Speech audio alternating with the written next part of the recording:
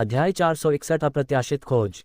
Boom! बिना किसी झिझक के जी कियानकियू ने एक ही हथेली के प्रहार से अपने सामने मौजूद स्थानिक दरार को चकनाचूर कर दिया।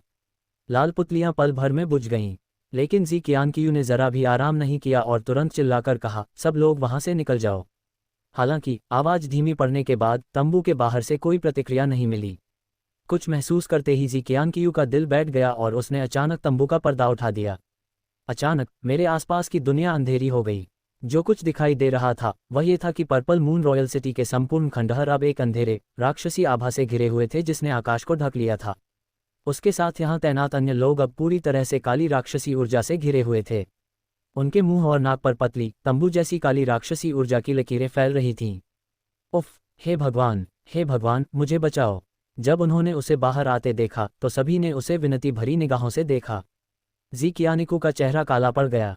वह तंबू के अंदर था और बाहर हो रही हर चीज से पूरी तरह अनजान था। आकाश की ओर देखते हुए विशाल लाल पुतलियों की एक जोड़ी प्रचंड काली राक्षसी ऊर्जा के बीच प्रकट हुई।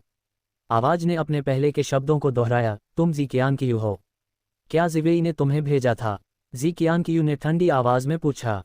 यह महत्वपूर्ण नहीं है, लाल आंखों ने शांत स्वर में कहा। महत्वपूर्ण बात यह है कि अब तुम मेरी हो। जैसे ही उसने बोलना समाप्त किया, अनंत काली राक्षसी ऊर्जा नीचे की ओर फैल गई। दिव्य चेतना, बैंगनी रेत का सागर।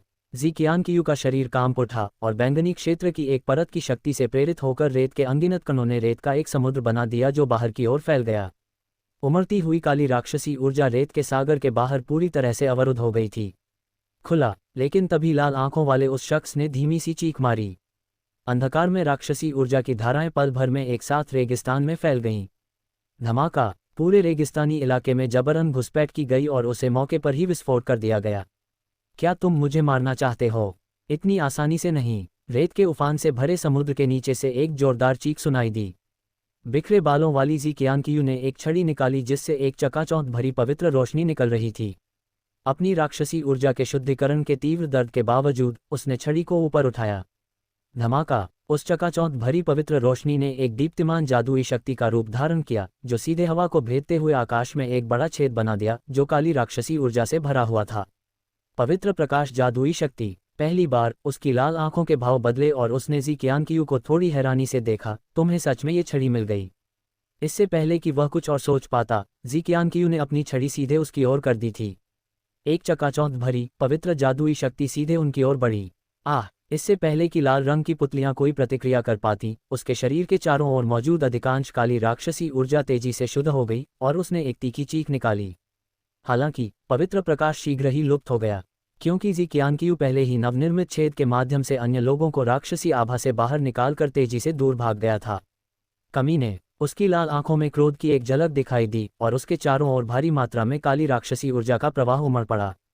उसका विशाल शरीर प्रकाश की एक काली लकीर में परिवर्तित हो गया और उसका पीछा करने लगा।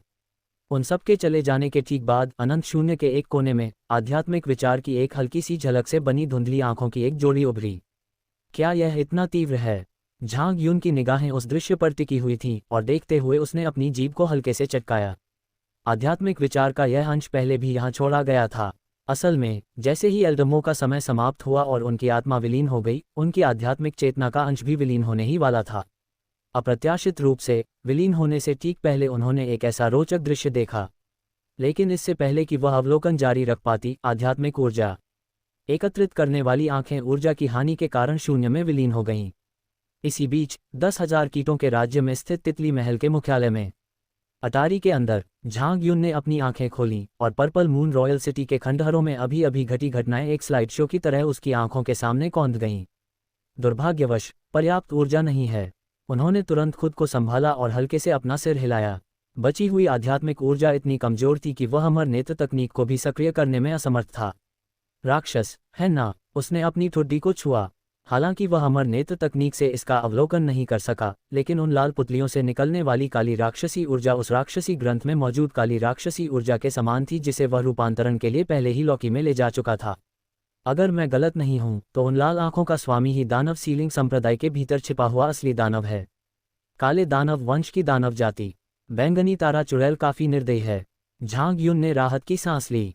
जब जी कियानकियू ने उपद्रव किया तो राक्षसों को उसे मारने के लिए बैंगनी चंद्रमा रेगिस्तान में भेजा गया। ये निर्णायक साबित होने के लिए काफी है। और हाँ, क्या वो वही चुड़ैल अमर छड़ी नहीं थी जिसे जी कियांग अभी पकड़े हुए थी? उसने इस बारे में सोचा। हालांकि वह अमर नेत्र तकनीक से इसका अवलोकन नहीं कर सका, लेकिन जी कियांग द्वारा अभी अभी निकाली गई छड़ी, आकार और अन्य विशेषताओं दोनों के संदर्भ में कई अन्य चुड़ैल अमर छड़ियों के हिस्सों से बहुत मिलती जुलती थी जिन्हें उसने देखा था। अगर मैं गलत नहीं हूं तो यह चुड़ैल की छड़ी के 7 प्रमुख घटकों में से एक होना चाहिए। जी कियांग, तुम्हें हर हाल में भागना होगा। झांग युन ने बैंगनी चंद्रमा रेगिस्तान की दिशा में एक नज़र डाली और प्रार्थना की। आखिरकार, अगर चुड़ैल अमर छड़ी दानव सीलिंग संप्रदाय के हाथों में पड़ जाती है तो उसके लिए इसे वापस छीनना इतना आसान नहीं होगा।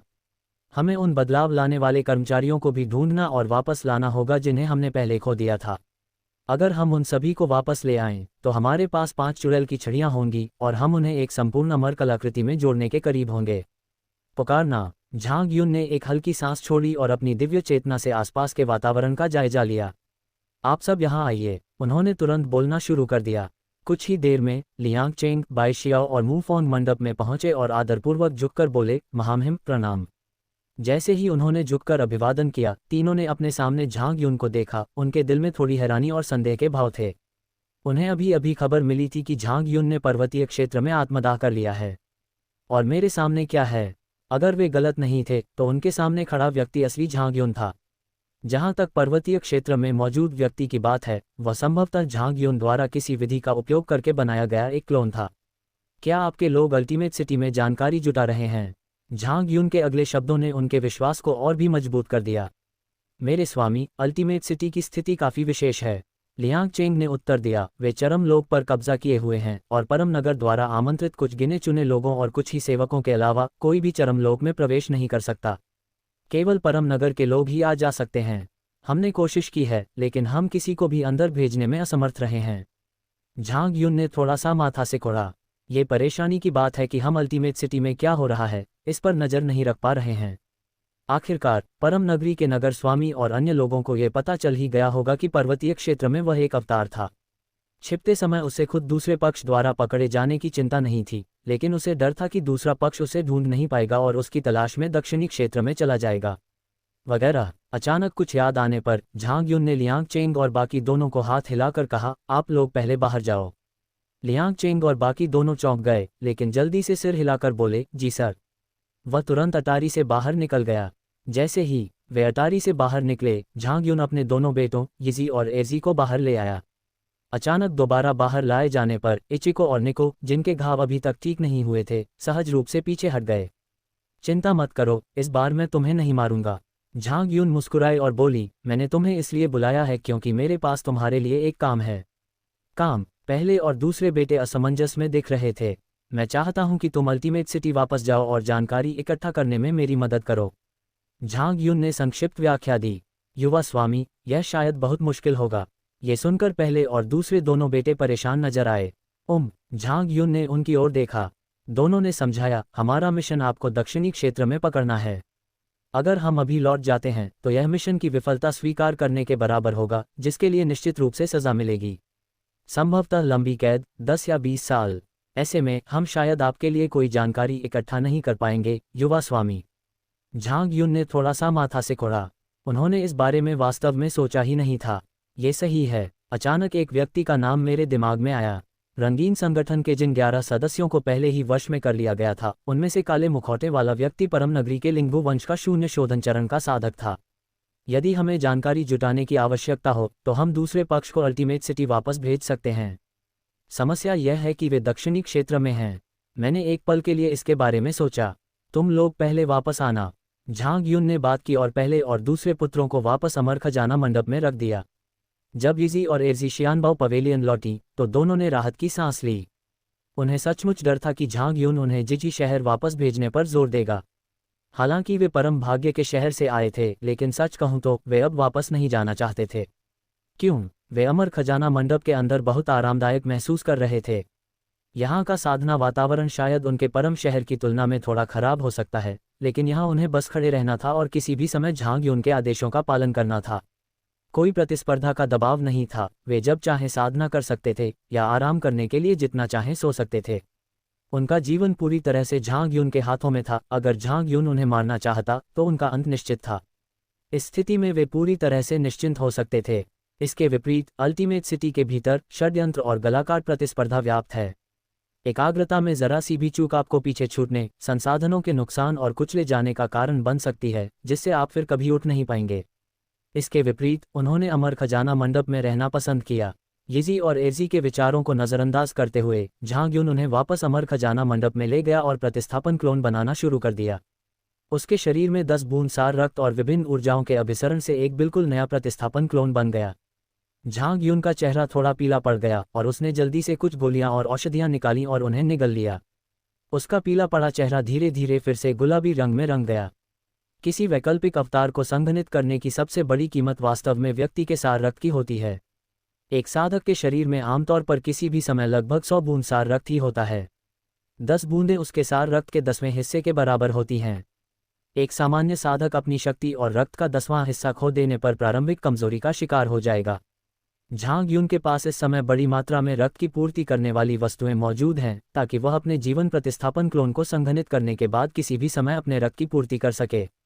हालांकि एक कृत्रिम क्लोन 100 साल तक चल सकता है, लेकिन झांग युन की स्थिति को देखते हुए उनका मानना था कि अगर वह 1 या 2 साल तक भी उसे बनाए रख सके तो यह उनके लिए सौभाग्य की बात होगी।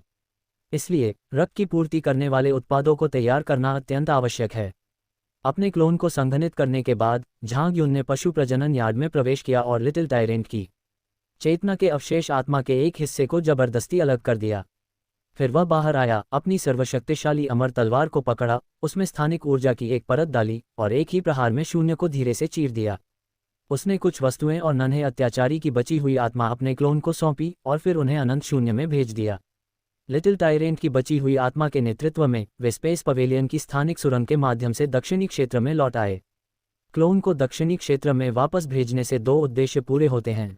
पहला, प्रथम अमर संप्रदाय के सर्वोच्च शहर में वर्तमान में रह रहे शून्य शोधन चरण के साधक को मध्य क्षेत्र में वापस लाना, जिससे वह जानकारी इकट्ठा करने के लिए सर्वोच्च शहर में लौट सके।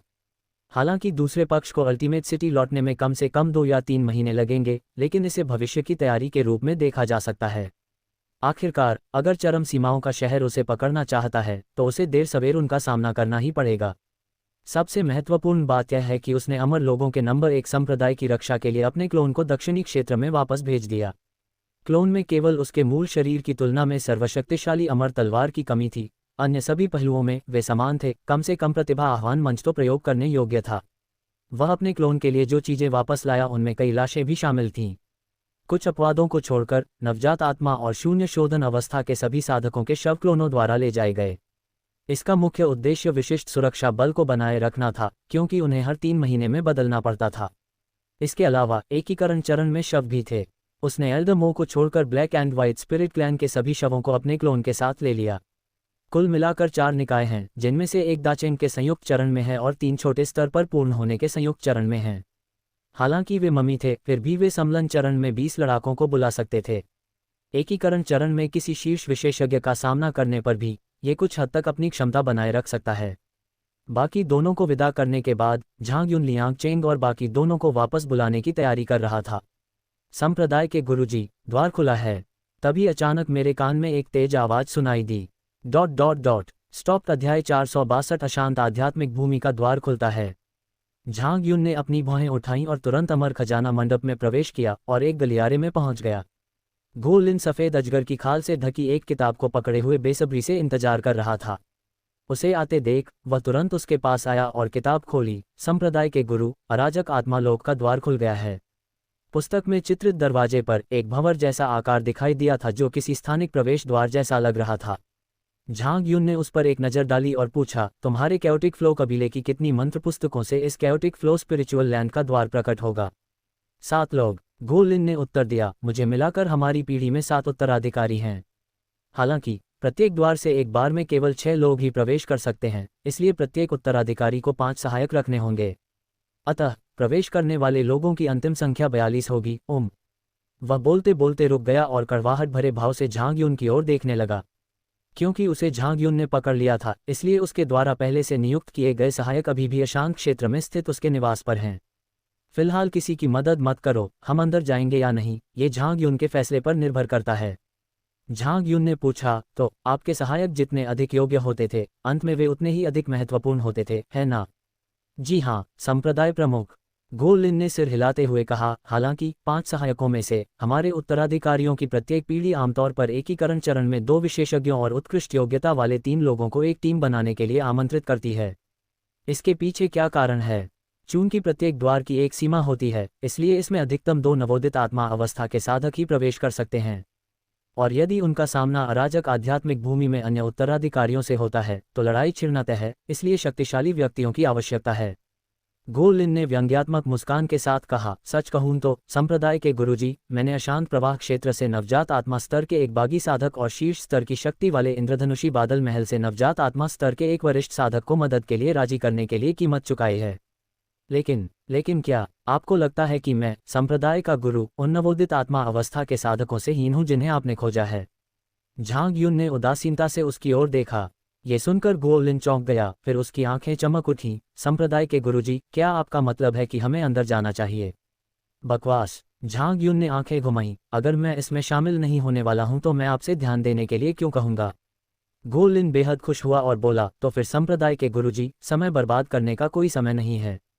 यह आयोजन केवल 1 घंटे तक चलेगा, आइए जल्दी से किसी को ढूंढ लें।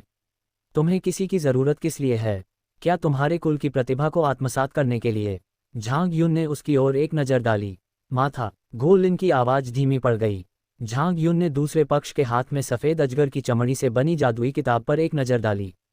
उस खाली जगह ने उसे थोड़ा झिझक महसूस करने पर मजबूर कर दिया। अब अमर लोगों के स्तर से नीचे कोई भी अपने स्वामी की निगाहों से बच नहीं सकता। वह केवल अमर प्राणियों या अमर प्राणियों की ऊर्जा से युक्त वस्तुओं के आर पार नहीं देख सकता। हमारे सामने मौजूद जादू की इस किताब में अमर लोगों की ऊर्जा समाहित है। अगर मैं गलत नहीं हूं तो इसे कैओटिक फ्लो क्लैन के अमर पूर्वज द्वारा छोड़ा जाना चाहिए था, जिसने कैओटिक फ्लो स्पिरिचुअल लैंड की रचना की थी। गोलिन ने पहले ही उल्लेख किया था कि अशांत आत्मा भूमि में प्रवेश करने पर प्राप्त की गई कोई भी चीज़ दर्ज की जाएगी। एक बार जब कोई व्यक्ति टर्बुलेंट स्ट्रीम कबीले के पूर्वज की विरासत प्राप्त कर लेता है तो दर्ज प्रतिभा टर्बुलेंट स्ट्रीम कबीले की विरासत पुस्तिका में समाहित और अंकित हो जाएगी। इस पुस्तक में अमर लोगों की ऊर्जा समाहित है, इसलिए उसे इसके प्रति सावधान रहना होगा। लेकिन चूंकि यह खुला है, इसलिए मुझे फिर भी एक बार देख लेना चाहिए। एक पल रुकिए। झांग युन ने एक आवाज़ निकाली और अपने मूल स्थान से टेलीपोर्ट होकर गायब हो गया। वे लियांग चेंग और मू फॉन को अंदर ले आए। उन्होंने सीधे कहा, चलो चलें। लियांग चेंग और उसके साथी से निकलने वाली अद्भुत आभा को महसूस करते हुए गोलिन की आंखें चमक उठीं, लेकिन वह पूछे बिना नहीं रह सका, पंथ के गुरुजी, क्या हम 2 और लोगों को ला सकते हैं? अपना दिमाग काम पर लगाओ। झांग युन ने उसे ठंडी निगाहों से देखा, अगर तुमने मेरे शिष्यों के खिलाफ एक और कदम उठाने की हिम्मत की तो मैं तुम्हें मार डालूंगा। गोलिन कांप उठी और एक शब्द भी बोलने की हिम्मत नहीं कर पाए। झांग युन ने ठंडी सांस ली। वह दूसरे पक्ष के इरादों को भांप सकता था।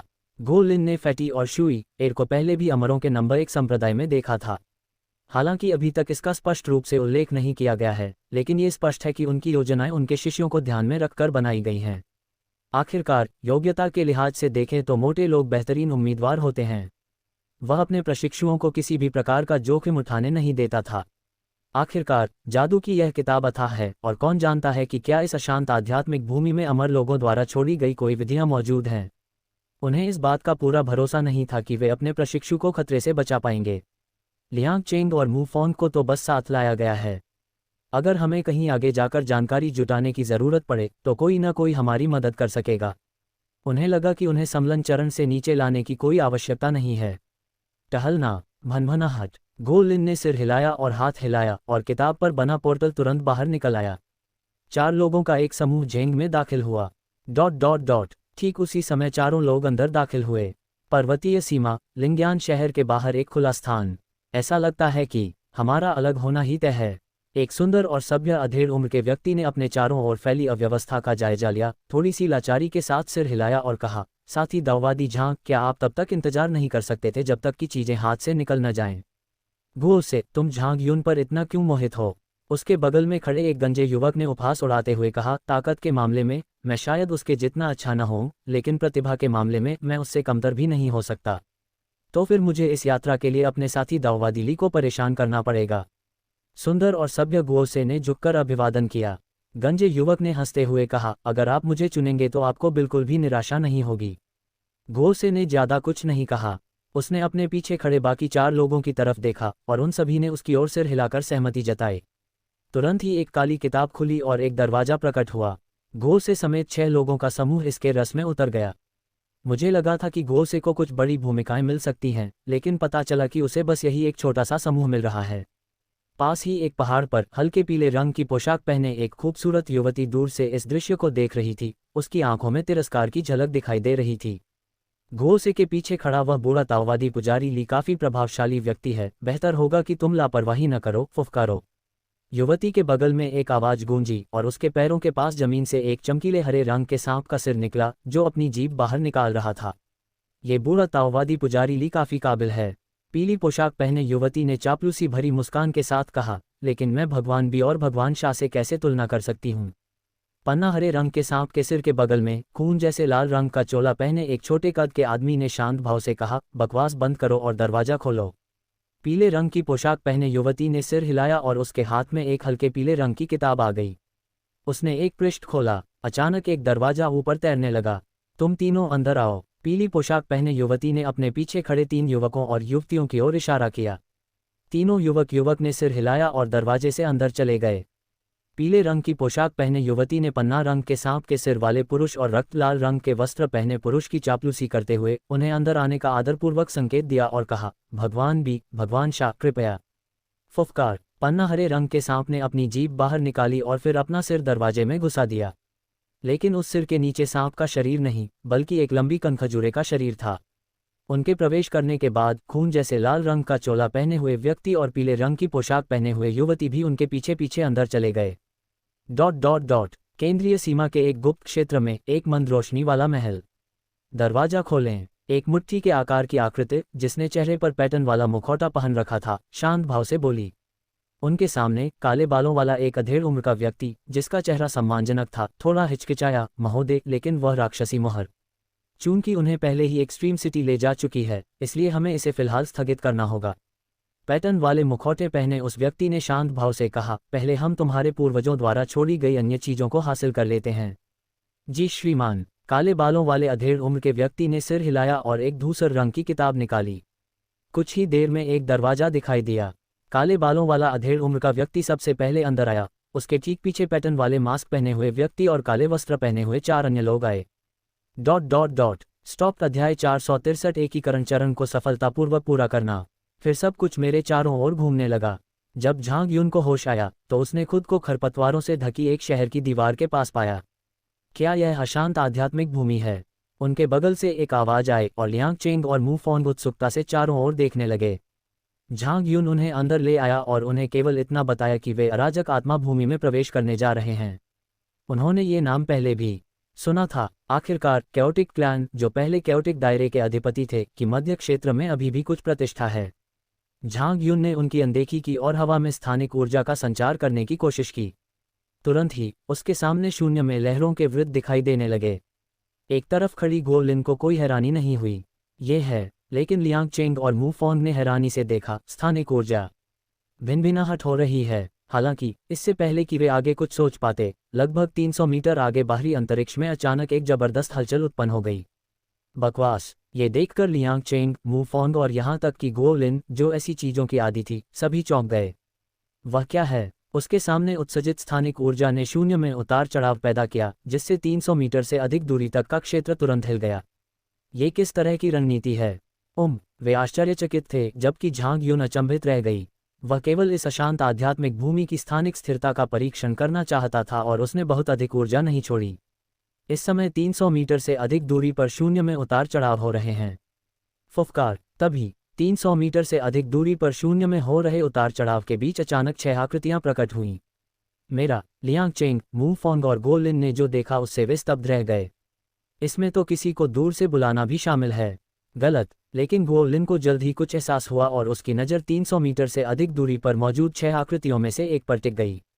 वह लंबे बालों वाला एक आकर्षक अधेड़ उम्र का आदमी था। गोलू। उसका रूप देखकर गो लिन की आंखें सिकुड़ गईं। गो लिन। उनके सामने बैठे लंबे बालों वाले आकर्षक व्यक्ति ने भी उन्हें देखा और थोड़ी हैरानी के साथ गो लिन की ओर देखा। गो लिन ने तुरंत झांग युन को अपनी आवाज भेजी और उनका परिचय देते हुए कहा, संप्रदाय के गुरु, ये व्यक्ति गोलू है, जो मेरी ही तरह इस पीढ़ी के 7 उत्तराधिकारियों में से एक है। झांग युन ने अपनी भौहें थोड़ी सी ऊपर उठाईं।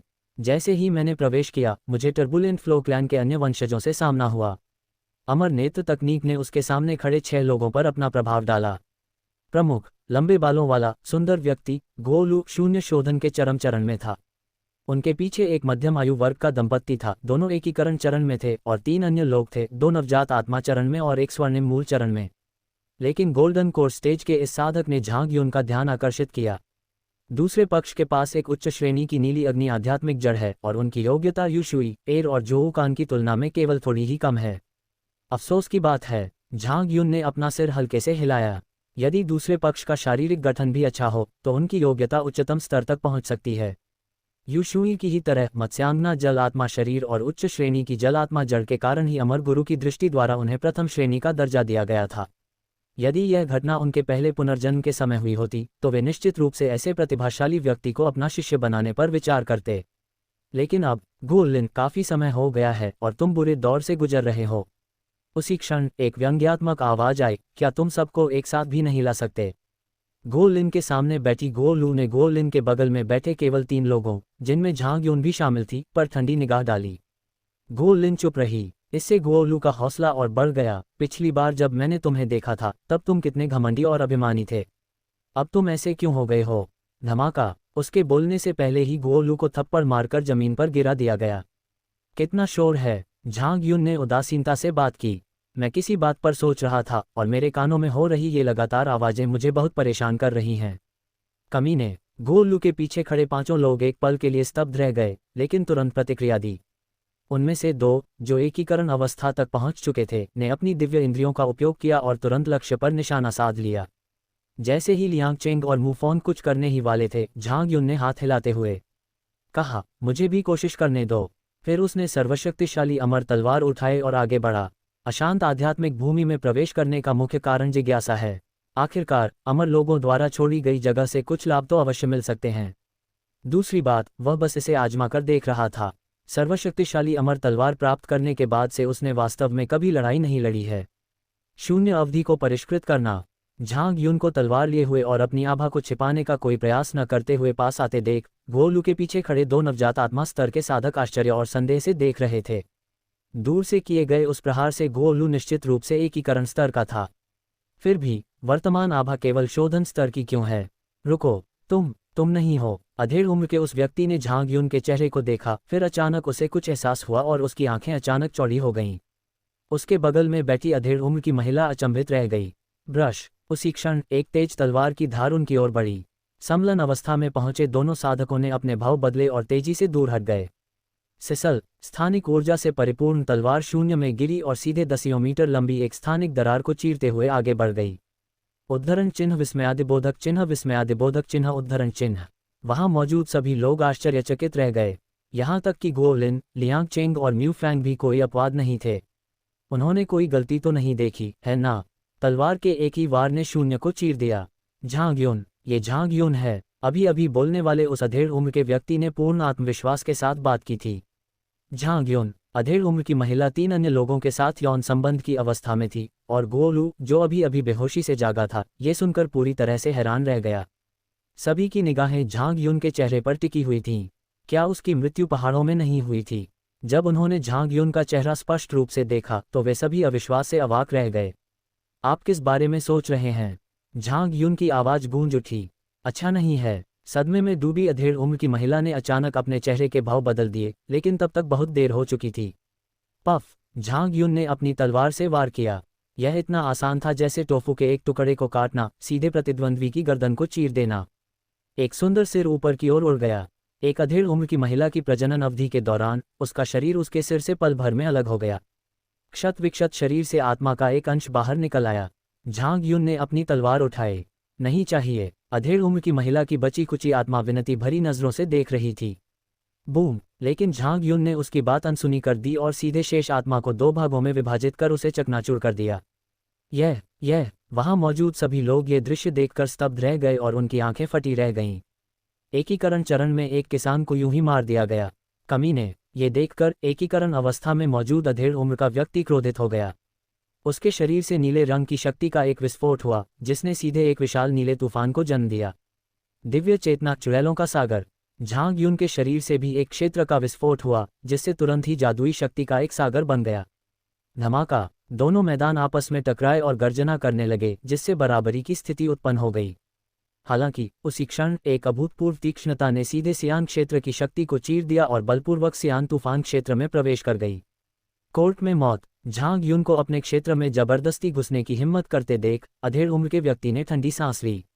अचानक तूफान से अनगिनत महीन हवा के ब्लेड निकले, जिन्होंने झांग युन को चारों दिशाओं से घेर लिया और उसकी ओर बढ़ने लगे। ब्रश, लेकिन एक तेज तलवार की किरण ने कहर बरपाया और हवा के ब्लेड को पल भर में बिखेर दिया। ये किस तरह की तलवार है? अधेड़ उम्र का वह व्यक्ति झांग युन के हाथ में मौजूद तलवार को देखकर भयभीत हो उठा।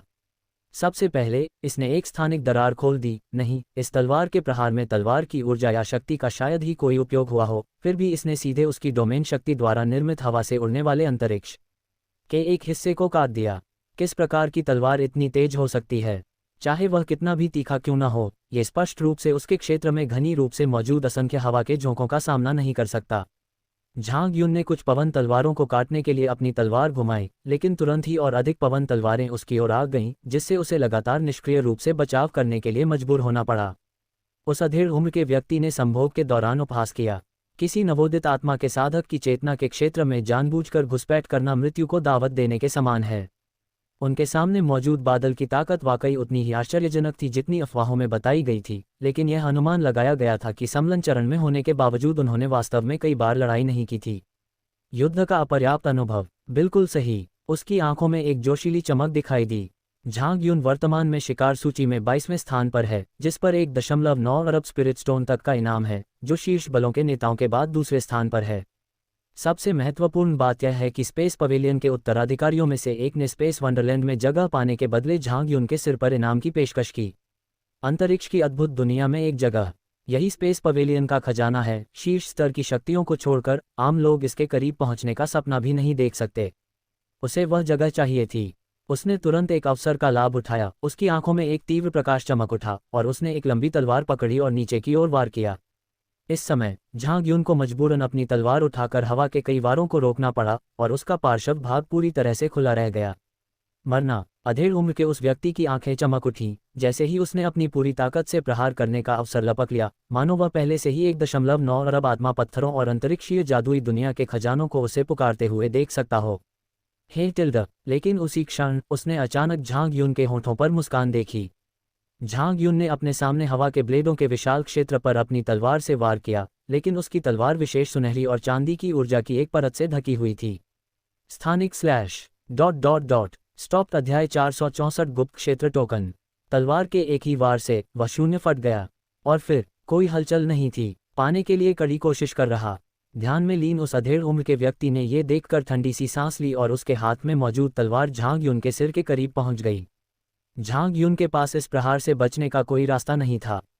महानगरीय वयस्क। पास ही में मौजूद गुओ लिन, लियांग चेंग और मू फोंग तीनों के चेहरे के भाव बदल गए। उसे मार डालो, अभी मार डालो। अब होश में आ चुकी गुओ लू ने यह देखकर निर्मम भाव दिखाया। उनकी हिम्मत कैसे हुई उस पर घात लगाने की? ये लड़का और गुओ लिन दोनों ही मरने के लायक हैं। उनकी आंखों के सामने ही अधेड़ उम्र के व्यक्ति के हाथ में मौजूद ब्लेड झांग युन की गर्दन के पिछले हिस्से को छू रहा था। पफ। ताज़ा खून के छींटे पड़े हुए थे। गुओ लिन, लियांग चेंग और मू फोंग तीनों के चेहरे पर अविश्वास के भाव थे। गुओ लू ने शरारती मुस्कान के साथ कहा, झांग युन की मृत्यु हो गई है। जैसे ही वे ये सोच रहे थे, अचानक उनकी आंखों के सामने जो दृश्य आया, उसे देखकर उनके चेहरे के भाव थम से गए। उम्मीदों के विपरीत झांग युन का सिर धड़ से अलग नहीं हुआ, बल्कि एकीकरण अवस्था में मौजूद अधेड़ उम्र के व्यक्ति, जिसके हाथ में चाकू था, अचानक एक अज्ञात दिशा से प्रकट हुई सुनहरी और चांदी की तलवार जैसी रोशनी से 2 टुकड़ों में कट गया। उसका पूरा ऊपरी शरीर चाकू समेत हवा में उड़ गया। स्नैप। उसके शरीर का आधा हिस्सा जमीन पर बिखरा पड़ा था और अधेड़ उम्र का वह व्यक्ति, जिसकी तुरंत मौत नहीं हुई थी, उसके चेहरे पर अविश्वास का भाव था। ये कैसे संभव है? झांग युन स्पष्ट रूप से केवल निष्क्रिय रूप से ही उसकी तलवार को रोक पा रहा था, तो अचानक कहीं से तलवार की किरण प्रकट होकर उसे कैसे काट सकती थी? सबसे महत्वपूर्ण बात यह है कि तलवार की यह रोशनी स्पष्ट रूप से वही थी जिसे झांग युन ने अभी अभी छोड़ा था और फिर गायब हो गई थी। उन्होंने आखिर ऐसा कैसे कर दिखाया? अपनी अंतिम सांस लेते हुए भी एकीकरण चरण के उस साधक के चेहरे पर हैरानी का भाव बना हुआ था। पुकारें। क्षत विक्षत शरीर के बीच से आत्मा का एक अंश फूट पड़ा। ब्रश। लेकिन जैसे ही वह बाहर निकला, झांग युन ने अपनी तलवार घुमाई और उसे चकनाचूर कर दिया, फिर शांति से जमीन पर पड़े 2 नवजात आत्मा अवस्था के साधकों के अवशेषों को उठा लिया। उसने सबसे पहले निर्मित स्थानिक दरार पर सरसरी नजर डाली। उसने जानबूझकर एक ऐसी खामी उजागर की जो आम लोगों के लिए घातक साबित होगी। उसने नवजात आत्मा के साधक को स्थानिक दरार से जुड़े स्थान पर लुभाया। भविष्य में हमें पहले से ही अधिक स्थानिक दरारें पैदा करनी होंगी, अन्यथा। झांग युन ने अपनी गर्दन के पिछले हिस्से पर लगे खून के धब्बे को छुआ और एक हल्की सी आह भरी, बहुत जोखिम भरा। फिर उसने गो लू और बाकी तीनों की ओर देखा जो वहीं पर अचंभित खड़े थे। उसकी निगाहों को भांपते ही गो लू और बाकी तीनों ने तुरंत प्रतिक्रिया दी। पलायन। बिना सोचे समझे वह मुड़ा और भागने की कोशिश करने लगा, लेकिन एक शक्तिशाली दैवीय दबाव ने उन सभी को जमीन पर गिरा दिया। झांग युन ने रक्तहीन सर्वशक्तिमान अमर तलवार को म्यान में रखा, गो लिन की ओर देखा और पूछा, इन कुछ लोगों में अच्छी योग्यता है, इनका उपयोग इस अशांत आध्यात्मिक भूमि के कुछ क्षेत्रों को खोलने के लिए किया जा सकता है ना? ये सुनकर गो लिन को समझ आ गया कि क्या हो रहा है। उसने जमीन पर लेटे हुए गो लू और बाकी तीनों को देखा, गहरी सांस ली और सिर हिलाते हुए कहा, जी संप्रदाय के गुरुजी, तो फिर उन्हें भी साथ ले आओ। झांग युन ने ताली बजाई, अपने बगल में स्थित शहर की दीवार पर एक नज़र डाली और अपने पैर की उंगलियों के हल्के स्पर्श से उस पर कूद गया। ये देखकर गो लिन तुरंत आगे बढ़ी और गो लू और बाकी तीनों को रोक लिया। खुला। गो लू ने संघर्ष करने की कोशिश की। स्नैप। गो लिन ने उसके चेहरे पर एक थप्पड़ मारा, फिर उन चारों को एक साथ बांध दिया और उनके साथ शहर की दीवार पर कूद गई। तुम क्या कर रहे हो? जल्दी करो और मेरे पीछे आओ। ये देखकर कि लियांग चेंग और मू फोंग हिले तक नहीं, गो लिन ने उन्हें आगे बढ़ने के लिए प्रेरित किया। इसके बाद लियांग चेंग और मू फोंग जैसे ही अपनी बेहोशी से जागे, ऐसा लगा जैसे वे होश में आ गए हों। भूत। झांग युन को शहर की दीवार में छलांग लगाते देख वे सब दंग रह गए। इससे पहले जब झांग युन ने उनके बटरफ्लाई पैलेस मुख्यालय में घुसपैठ की थी, तब उन्हें नहीं लगा था कि झांग युन इतना शक्तिशाली है। आखिरकार उस समय तो 10 रेगिस्तानी दानव रानियों ने ही अपनी भारी संख्या के बल पर उन्हें पूरी तरह से पराजित कर दिया था। लेकिन अभी लियांग चेंग और म्यू फैंग कांप उठे। उन 10 रेगिस्तानी राक्षसी रानियों के बिना भी ऐसा नहीं लगता कि झांग युन को उन्हें मारने में ज़्यादा परेशानी होगी। लियांग चेंग की आंखों में उदासी की एक झलक दिखाई दी। जब झांग युन इतना शक्तिशाली है तो उसे अवसर कैसे मिल सकता है? जैसे ही मू फोंग ने झांग युन की दूर जाती हुई आकृति को देखा, उसकी आंखों में एक अजीब सी चमक दिखाई दी। हालांकि झांग युन की लोगों के प्रति उपेक्षा ने शुरू में उसे परेशान किया था, लेकिन इतनी ताकत के साथ उसके लिए उच्च मानदंड रखना कोई बड़ी बात नहीं थी। उसे यह पता लगाना होगा कि वह इस लड़के को अपने प्यार में पूरी तरह से कैसे पागल कर दे। शहर की दीवार फांदने और नीचे स्थित जीर्ण शीर्ण प्राचीन शहर का सर्वेक्षण करने के बाद झांग युन ने तुरंत अपनी दिव्य चेतना को उजागर किया। अधिकांश क्षेत्रों को स्पष्ट रूप से स्कैन किया जा सकता था, लेकिन मध्य सड़कों पर कुछ इमारतों ने उनकी दिव्य इंद्रियों को जांच करने से रोक दिया। पंथ के गुरुजी, यह उत्तरी प्राचीन नगर है। इसी क्षण गो लिन पीछे से आकर शहर का जायजा लेते हुए उससे परिचित हुई और बोली, यह अराजक आत्मालोक का सबसे उत्तरी शहर है। अराजक आत्मालोक की चारों दिशाओं में ऐसा ही एक प्राचीन शहर है। आपको कैसे पता चला कि यह उत्तर दिशा है? झांग युन ने उसकी ओर एक नज़र डाली। संप्रदाय के गुरुजी, कृपया एक नज़र डालिए। गो लिन ने तुरंत सफ़ेद अजगर की चमड़ी से बनी किताब निकाली, उसका एक पन्ना पलटा और उस पर एक शहर का चित्र देखा। इसका समग्र आकार हमारे सामने स्थित शहर के आकार से बिल्कुल मेल खाता है। इसी बीच भवन परिसर के मध्य में स्थित कुछ इमारतें एक दूसरे की ओर इंगित करती हैं। यदि इन इंगित इमारतों की रेखाओं को जोड़ दिया जाए तो वे एक बड़ा बेई उत्तर अक्षर बना सकती हैं। पंथ के गुरुजी, इन चारों प्राचीन शहरों में ऐसी इमारतें हैं जिनके दिशात्मक चिन्हों को ब्रश से बनाया जा सकता है, और इन सभी में विशेष ऊर्जा समाहित है। गो लिन ने कहा, अगर हम इस सारी ऊर्जा को इकट्ठा कर लें तो हम एक टोकन बना सकते हैं। इस टोकन की मदद से हम अशांत आत्मा लोक के मुख्य क्षेत्र यानी मध्य क्षेत्र में जा सकते हैं। वहीं पर अशांत आत्मा लोक का खजाना स्थित है। टोकन के बिना हम बीच रास्ते में ही अशांत ऊर्जा प्रवाह से अवरुद्ध हो जाएंगे और आगे बढ़ने में असमर्थ होंगे। झांग युन ने भौहें चढ़ाते हुए कहा, तो आपके अनुसार जो भी अंदर आता है उसे अशांत आत्मा भूमि के मुख्य क्षेत्र में प्रवेश करने से पहले इन 4 प्राचीन शहरों में से किसी एक से एक टोकन प्राप्त करना होगा। जी हाँ, संप्रदाय प्रमुख। गो लिन ने सिर हिलाते हुए कहा, 4 प्राचीन शहरों के लिए केवल 4 ही प्रतीक हैं, यानी केवल 4 समूह ही मुख्य क्षेत्र में गहराई तक जा सकते हैं। इसीलिए हम उत्तराधिकारियों को शक्तिशाली सहायकों की तलाश करनी होगी। तो अगर वे मिलते हैं तो उनका दुश्मन बनना तय है। जी हाँ, संप्रदाय प्रमुख। ये सुनकर झांग युन ने बंधी हुई गो लू की ओर देखा। इसमें कोई आश्चर्य नहीं कि मिलते ही वह बड़बड़ाने और उसे उकसाने लगा था। उन्होंने तुरंत कहा, जाओ और अपना टोकन ले आओ। जी हाँ, संप्रदाय प्रमुख। गो लिन ने सिर हिलाया और अपने साथ मौजूद 4 लोगों, जिनमें गो लू भी शामिल थी, को लेकर कुछ इमारतों में नीचे उतर गया। वे इमारतें ही थीं जो झांग यून की दिव्य चेतना को अवरुद्ध करने वाली थीं।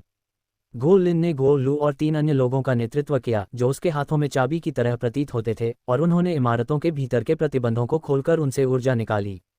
गो लिन के आखिरी इमारत से बाहर निकलते ही ऊर्जा की ये धाराएं तुरंत एक साथ मिल गईं और 2 मीटर लंबा ऊर्जा का एक प्रतीक बन गईं। ये गो लिन के सिर के ऊपर मंडरा रहा था। गुप्त क्षेत्र टोकन विवरण। गुप्त क्षेत्र की शक्ति से निर्मित एक विशेष टोकन, जिसका उपयोग गुप्त क्षेत्र के भीतर गुप्त क्षेत्र की शक्ति से निर्मित कुछ बाधाओं को पार करने के लिए किया जा सकता है। ... झांग यून ने एक नज़र डाली और देखा कि एक संदेश सामने आया है। उनकी भौहें थोड़ी उठी हुई थीं। ये टोकन स्पष्ट रूप से इस गुप्त क्षेत्र की शक्ति से निर्मित हुआ है और इसमें कोई अमर ऊर्जा नहीं है। संप्रदाय के गुरुजी, ये तैयार है।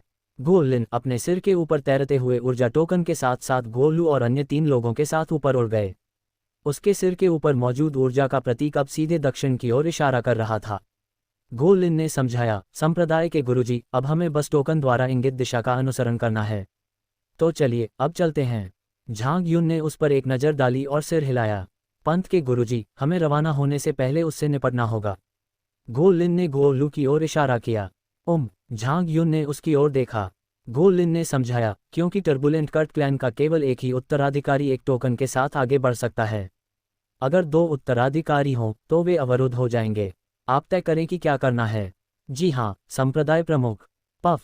गो लिन ने सिर हिलाया और सीधे गो लू के माथे पर उंगली से वार किया, जिससे उसकी तुरंत मौत हो गई। ... अध्याय 465 7 अमर पुस्तक। झांग यून ने उस पर एक नज़र डाली। कितने अद्भुत देशवासी हैं। उसे अपनी ओर देखते देख गो लिन मुस्कुराया। संप्रदाय के गुरुजी, उसे जिंदा रखने का कोई फायदा नहीं है। सबसे महत्वपूर्ण बात यह है कि उसने आपका चेहरा देख लिया है, इसलिए उसे मरना ही होगा। आप तो बड़े ही विचारशील हैं। झांग यून ने शांत भाव से बात की। गो लिन ने एक अजीब सी मुस्कान दी। झांग यून को ज्यादा कुछ पता नहीं था।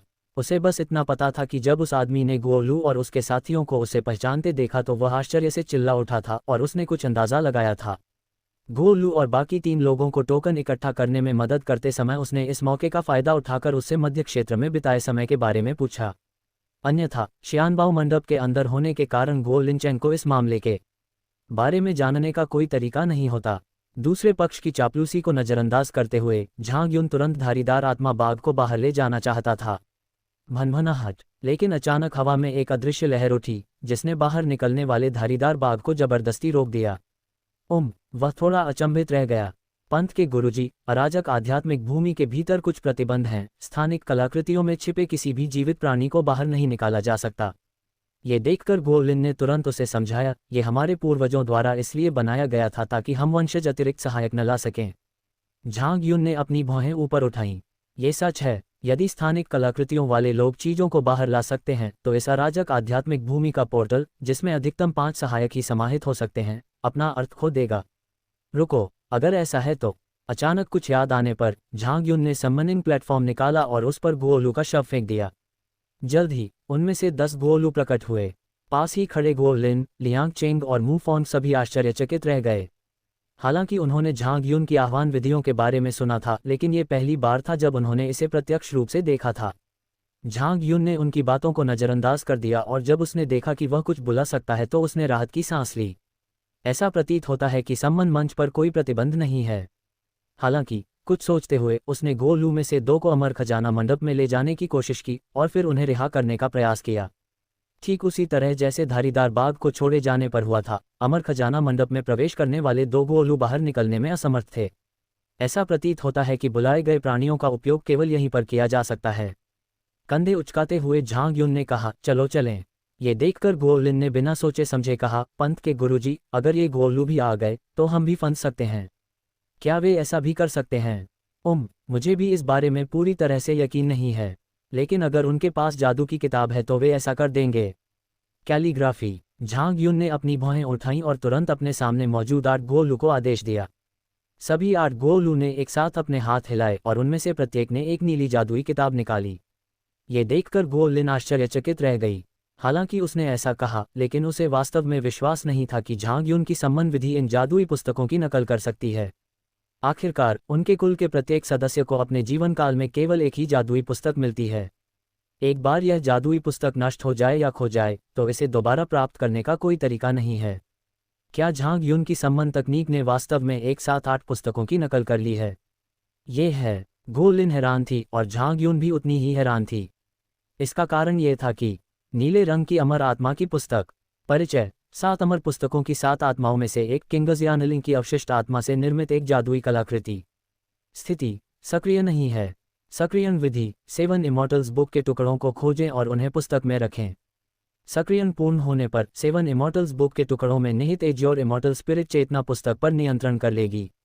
सुझाव। इसे सक्रिय और अपग्रेड करें, फिर लौटती हुई ची का उपयोग करके नीले रंग के अमर आत्माओं की खोज करें। इसके बाद शेष 6 अलग अलग अमर आत्माओं को खोजें और उन्हें इकट्ठा करके 7 अमर पुस्तकों की कलाकृति आत्मा का निर्माण करें। ये कलाकृति आत्मा आपको 7 अमर पुस्तकों के स्थान तक मार्गदर्शन कर सकती है। अमर नेत्र तकनीक के अंतर्गत सियान रंग की जादुई पुस्तक की जानकारी देखकर झांग युन काफी आश्चर्यचकित हुआ। क्या यह इसलिए है क्योंकि उसने उन्हें बुलाया था कि गोओलू की ये सुलेख कृतियां पढ़ी जा सकती हैं? वह कुछ हद तक अनिश्चित था, लेकिन नीली किताब के विस्तृत विवरण को देखकर वह थोड़ा आश्चर्यचकित रह गया। क्या ये जादुई पुस्तक वास्तव में किसी दिव्य कलाकृति के अवशेष आत्मा से संघनित की गई थी? 7 अमरों की पुस्तक। झांग युन ने अपनी ठुड्डी को छुआ, उसे यह नाम कुछ अपरिचित सा लगा। कुछ सोचते हुए उसने गो लिन से कहा, अपनी सुलेख की किताब निकालो। जी हाँ, संप्रदाय प्रमुख। गो लिन असमंजस में था, लेकिन फिर भी उसने निर्देशानुसार अपनी सफ़ेद अजगर की खाल से बनी जादुई किताब निकाल ली। झांग युन ने अमर नेत्र तकनीक को सक्रिय करने की कोशिश की, लेकिन फिर भी वह दूसरे पक्ष की जादुई किताब में कोई जानकारी नहीं देख सका। क्या इसे केवल वही लोग देख सकते हैं जिन्हें बुलाया गया है? उसने कुछ पल सोचा और गो लिन को ध्यान से देखता रहा। क्या हमें इस आदमी को मारकर उसे बुलाना चाहिए?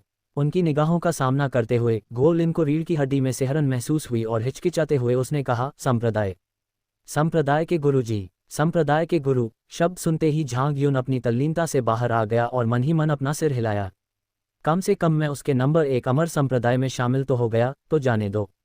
हालांकि गो लिन की सफ़ेद अजगर की चमड़ी से बनी सुलेख की किताब को देखते हुए उन्होंने अपनी भौहें थोड़ी सी ऊपर उठाईं।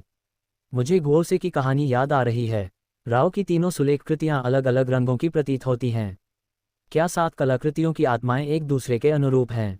इस बारे में सोचते हुए झांग युन ने तुरंत पूछा, क्या आपके कुल के सभी धर्मग्रंथ अलग अलग रंगों के हैं? जी हाँ, संप्रदाय प्रमुख। गो लिन चौंक गई, फिर जल्दी से सिर हिलाकर बोली, हमारे कुल की जादुई पुस्तकें 7 रंगों में आती हैं, काला, सफ़ेद, सियान, नीला, धूसर, लाल और पीला। हमारे कुल के प्रत्येक सदस्य के जन्म के बाद हमारे कुल के पूर्वज की मूर्ति द्वारा उनकी जांच की जाती है और उन्हें किसी भी रंग की जादुई पुस्तक प्राप्त होती है। 7 प्रकार। झांग युन ने अपनी भौहें उठाईं और मन ही मन सोचा, बिल्कुल जैसा मैंने सोचा था। उसी समय थोड़ी जिज्ञासा के साथ उसने पूछा, क्या आपके पूर्वजों की मूर्तियां उन अमर लोगों द्वारा छोड़ी गई थी जिन्होंने इस अशांत भूमि को छोड़ दिया था? हाँ, गो लिन ने सिर हिलाया। झांग युन ने अपनी भौहें उठाईं और तुरंत उसके मन में एक अनुमान उत्पन्न हुआ। फिर मानो कुछ याद करते हुए उन्होंने आगे कहा, आपकी पीढ़ी के 7 उत्तराधिकारी थे। क्या इन 7 उत्तराधिकारियों की सुलेख कला इन 7 रंगों से मेल खाती है? जी हाँ, संप्रदाय प्रमुख। गो लिन ने झांग युन की ओर देखा, उसे थोड़ा आश्चर्य हुआ कि झांग युन को ये जानकारी थी। उसने समझाया, हमारे कुल के 7 रंग वास्तव में हमारे कुल के 7 वंशों से मेल खाते हैं। जन्म के समय जादू की किताब प्राप्त करने वाला प्रत्येक कुल सदस्य सीधे संबंधित रंग के वंश से जुड़ जाता है। उदाहरण के लिए, मैं श्वेत वंश से हूँ। जब भी अराजक आध्यात्मिक भूमि खुलती है तो 7 वंशों में से प्रत्येक से कम एक उत्तराधिकारी भाग लेता है। यदि किसी में आवश्यक योग्यता हो तो और भी लोग प्रवेश कर सकते हैं, लेकिन इस पीढ़ी में प्रतिभा की कमी हो रही है। बहुत कम लोगों के पास अपेक्षित योग्यताएं हैं। योग्यताएं पूरी हुई, जो कोई भी 60 वर्ष की आयु से पहले शून्य शोधन चरण को पार कर लेता है उसे मानक पूरा करने वाला माना जाता है। आपको ये मानक कहाँ से मिले? ऐसा कहा जाता है कि इसे उन पूर्वजों ने छोड़ा था जिन्होंने इस अशांत आध्यात्मिक भूमि की रचना की थी। ये सुनकर झांग युन ने अपनी ठुड्डी पर हाथ फेरा। इस अशांत आध्यात्मिक भूमि से कुछ प्राप्त करने के लिए पर्याप्त योग्यताओं की आवश्यकता होती है, और अभी इस अशांत समूह में प्रवेश करने वालों को भी योग्यता मानकों को पूरा करने की आवश्यकता है। सभी पदों के लिए योग्यता आवश्यक है। उसने अपनी आंखें सिकुड़ी। संभवतः इस अशांत आध्यात्मिक भूमि में कुछ विशेष रहस्य छिपे हुए थे। अब और समय बर्बाद न करें, चलिए चलें। गहरी सांस लेते हुए झांग युन ने बोलना शुरू किया। संप्रदाय के गुरुजी, उनका क्या होगा? गो लिन ने आर्ट गो लू की ओर देखने से पहले एक पल के लिए संकोच किया।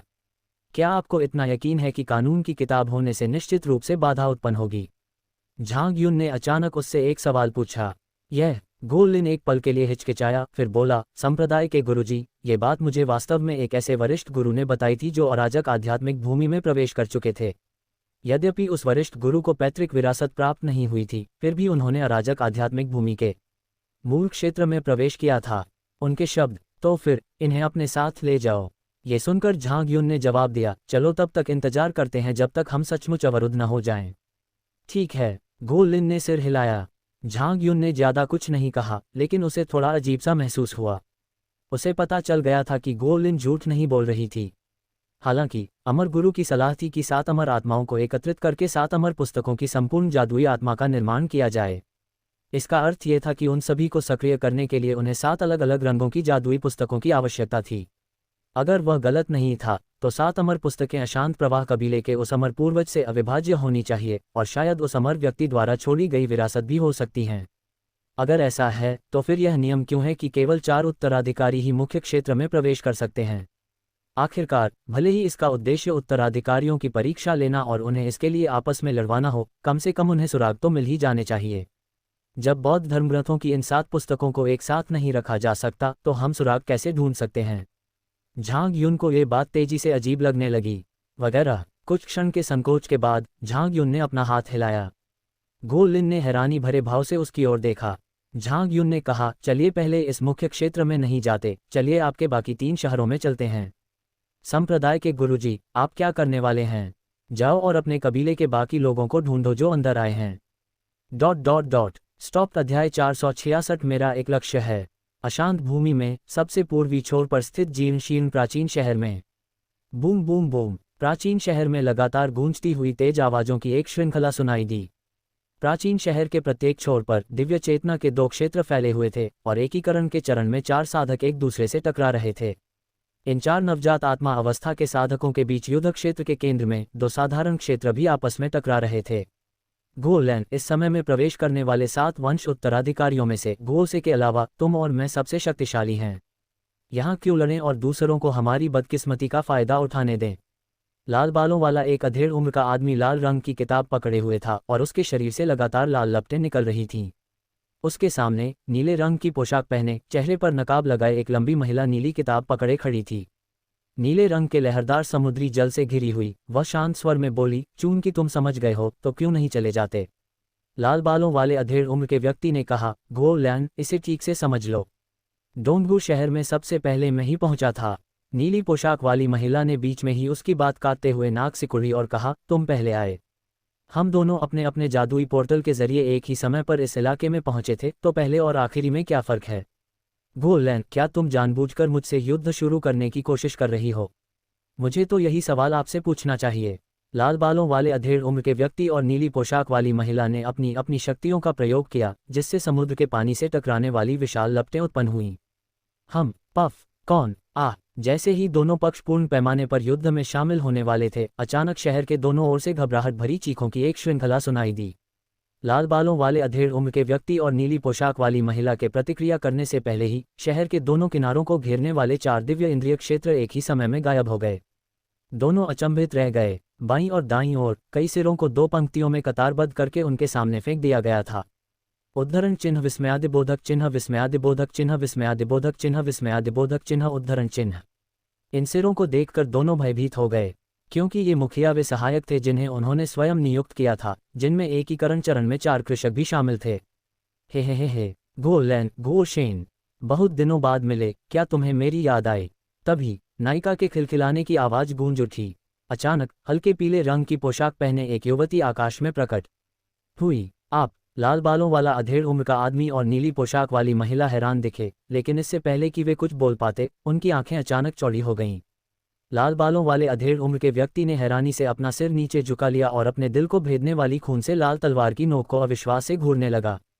वह प्रतिक्रिया भी नहीं कर पाया और उसका सारा खून उस खून से लथपथ तलवार में समा गया। उसी समय नीली पोशाक वाली महिला अपनी जगह पर जम सी गई, क्योंकि एक लंबी कनखजुरा उसके शरीर से लिपट गई थी। हिस, कितनी नाजुक और खूबसूरत लड़की है। कनखजूरे का पन्ना हरे रंग का सांप जैसा सिर उसके कान के पास प्रकट हुआ, उसने अपनी जीभ बाहर निकाली और हंसते हुए कहा, मुझे सबसे ज्यादा परेशान करने में तुम्हारे जैसी ही किसी को मजा आता है। जैसे ही उसने बोलना समाप्त किया, उसने अपना मुंह खोला और उसकी गोरी गर्दन पर काट लिया। एक पल के बाद स्नैप स्नैप, प्राचीन शहर के केंद्र में एक जर्जर सड़क पर एक पुरुष मम्मी और एक महिला का शव, दोनों पूरी तरह से सड़ चुके थे, पड़े हुए थे। समझ गया, चलो चलते हैं। बगल की एक इमारत के अंदर पीले रंग की पोशाक पहने एक युवती 3 युवकों और युवतियों को बाहर ले जा रही थी, जिनके सिर के ऊपर 2 मीटर ऊंचा ऊर्जा प्रतीक तैर रहा था। पन्ना हरे रंग के सांप के सिर वाला, खून से सना हुआ छोटा सा आदमी प्राचीन शहर से बाहर उसके पीछे पीछे गया। वह विशाल प्राचीन शहर अचानक सन्नाटे में डूब गया। आधे घंटे बाद तक वूश वूश समूह प्राचीन शहर की दीवार के शीर्ष तक हवाई जहाज से गया। गो लिन ने कहा, पंत के गुरुजी, ये डोंगबू शहर है। झांग युन ने सुनी हुई बातों को नजरअंदाज कर दिया और कुछ महसूस करते हुए तेजी से शहर के केंद्र की ओर दौड़ पड़ा। ये देखकर गो लिन और अन्य लोग भी तुरंत उनके पीछे पीछे चले गए। हम शहर के केंद्र में स्थित सड़क पर पहुंचे। यह गो लिन जमीन पर पड़े 2 शवों और सिरों की 2 पंक्तियों को देखकर विस्मय से घूर रही थी। हवा में अभी भी अवशिष्ट ऊर्जा मौजूद है, उनकी मृत्यु हाल ही में हुई होगी। वूफोंग ने अपने आसपास के वातावरण को भांपते हुए धीरे से बात की। यह विधि, हालांकि लियांग चेन की नज़र उन सब के बीच पड़े सड़ते हुए महिला शव पर जा टिकी।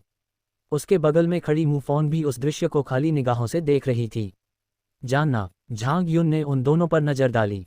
लियांग चेंग ने गहरी आवाज में कहा, मेरे स्वामी, अगर मैं गलत नहीं हूं तो ये ग्रीन रॉड का जहर होना चाहिए। हरी सड़न का जहर। झांग युन ने अपनी भौहें उठाईं और सड़ते हुए महिला शव को स्कैन करने के लिए अपनी अमर नेत्र तकनीक का इस्तेमाल किया। अशांत कबीले की एक महिला सदस्य का शव। विवरण, एजियोर करप्शन के जहर से उनकी मृत्यु हो गई। वे जीवन के शून्य शोधन चरण के चरम पर थे। विष का विवरण, एक विशेष साधना तकनीक से प्राप्त ऊर्जा का उपयोग करके निर्मित एक अत्यंत संक्षारक विष। त्वचा के संपर्क में आते ही मांस और रक्त तुरंत सड़ने लगते हैं और उनका उपचार करना असंभव हो जाता है। अपनी अमर नेत्र तकनीक से उसकी जांच करते हुए लियांग चेंग ने उसे नीले रंग के भ्रष्ट विष के बारे में भी बताया और कहा, मेरे स्वामी, ये विष विश्वरूप हॉल की पशु रक्त विष तकनीक से आया होगा। जहर निर्माण कक्ष, वह कौन सा गुट है? झांग युन को यह स्थिति कुछ हद तक अपरिचित सी लगी। मेरे स्वामी, विष निर्माण हॉल हमारे तितली महल की तरह मध्य क्षेत्र के हत्यारे संगठनों में से एक है। लियांग चेंग ने कहा, लेकिन हमारे विपरीत पॉइजन फॉर्मेशन हॉल एक हत्यारा संगठन है जो 10 प्रमुख भूमिगत ताकतों में से एक हॉल ऑफ द डेड से संबद्ध है। ओह, झांग युन ने अपनी भौहें ऊपर उठाईं। मृतकों के हॉल में पहुंचते ही सबसे पहले उसके दिमाग में हत्या करने वाले देवताओं का हॉल आया, जो मृतकों के हॉल की एक संबद्ध शक्ति भी थी। टर्बुलेंट क्लैन के 2 एक जैसे दिखने वाले शवों पर एक नज़र डालने के बाद झांग युन ने समनिंग प्लेटफॉर्म को बुलाया और शवों को उस पर फेंक दिया। दोनों शवों में से एक सड़ रहा था और दूसरे का सारा खून निकल चुका था। हालांकि दोनों शव पहचान से परे थे, फिर भी समनिंग प्लेटफॉर्म उन्हें बुला सकता था।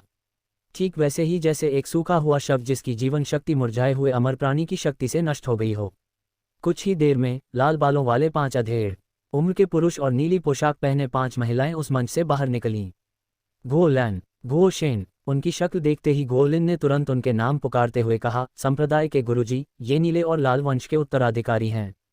झांग युन ने सिर हिलाया और तुरंत उन्हें बौद्ध धर्मग्रंथों को मंगवाने का आदेश दिया। 5 नीले और 5 लाल रंग के लिपि चिन्ह प्रकट हुए। नीली परी की किताब, परिचय, 7 अमर पुस्तकों की 7 आत्माओं में से एक लैन जियानलिंग की आत्मा के अवशेष से निर्मित एक जादुई कलाकृति। स्थिति, सक्रिय नहीं है। सक्रियण विधि, 7 इमॉर्टल्स बुक के टुकड़ों को खोजें और उन्हें पुस्तक में रखें। सक्रिय होने पर 7 इमॉर्टल्स बुक के टुकड़ों में समाहित नीली अमर आत्मा की चेतना पुस्तक पर नियंत्रण कर लेगी। सुझाव, इसे सक्रिय और अपग्रेड करें, फिर वापस प्राप्त होने वाली ऊर्जा का उपयोग करके इसके भीतर मौजूद नीली परी आत्मा की खोज करें। लाल परी की किताब, परिचय, 7 अमर पुस्तकों की 7 आत्माओं में से एक अमर लोगों की एक कलाकृति जो लाल अमर आत्मा के अवशेषों से बनी है। स्थिति, सक्रिय नहीं है। झांग युन ने संदेश को देखते हुए आह भरी। बिल्कुल वैसा ही जैसा उसने सोचा था। ऐसा प्रतीत होता है कि जब तक सभी 7 उत्तराधिकारी मिल जाते हैं तब तक 7 कलाकृतियों की आत्माओं को एकत्रित किया जा सकता है। हालांकि इसके लिए पूर्व शर्त यह है कि उन्हें पहले सक्रिय किया जाना चाहिए। 7 अमरों की पुस्तक के अंश। झांग युन ने गो लिन की ओर देखते हुए कहा, तुम्हारे पास पहले अराजक आत्मा लोक में कुछ चीजें थीं। उन सभी को ढूंढने के बाद तुम्हें ये चीजें, जैसे किसी किताब के पन्ने, मिल गईं। गहरी सोच में डूबे गो लिन ने उनकी बात सुनी और उनकी आंखें अचानक सिकुड़ गईं। उन्होंने आश्चर्य से उनकी ओर देखा और कहा, संप्रदाय के गुरुजी, आपको कैसे पता चला? झांग युन ने उसकी ओर एक नज़र डाली, फिर अपने बगल में मौजूद 10 बुलाए गए प्राणियों के हाथों में मौजूद मंत्र पुस्तकों की ओर इशारा करते हुए कहा, तुच्छ प्रवाह कबीले में आप सभी के पास इनमें से एक मंत्र पुस्तक है। चूंकि यह एक परंपरा है, तो क्या इसका संबंध इसी तरह की चीज से नहीं होना चाहिए? माथा। गो लिन ने अपना मुंह खोला। झांग युन ने आगे पूछा, क्या ये पृष्ठ मुख्य क्षेत्र में है? जी हाँ, संप्रदाय प्रमुख। गो लिन ने सिर हिलाया। झांग युन ने सिर हिलाया।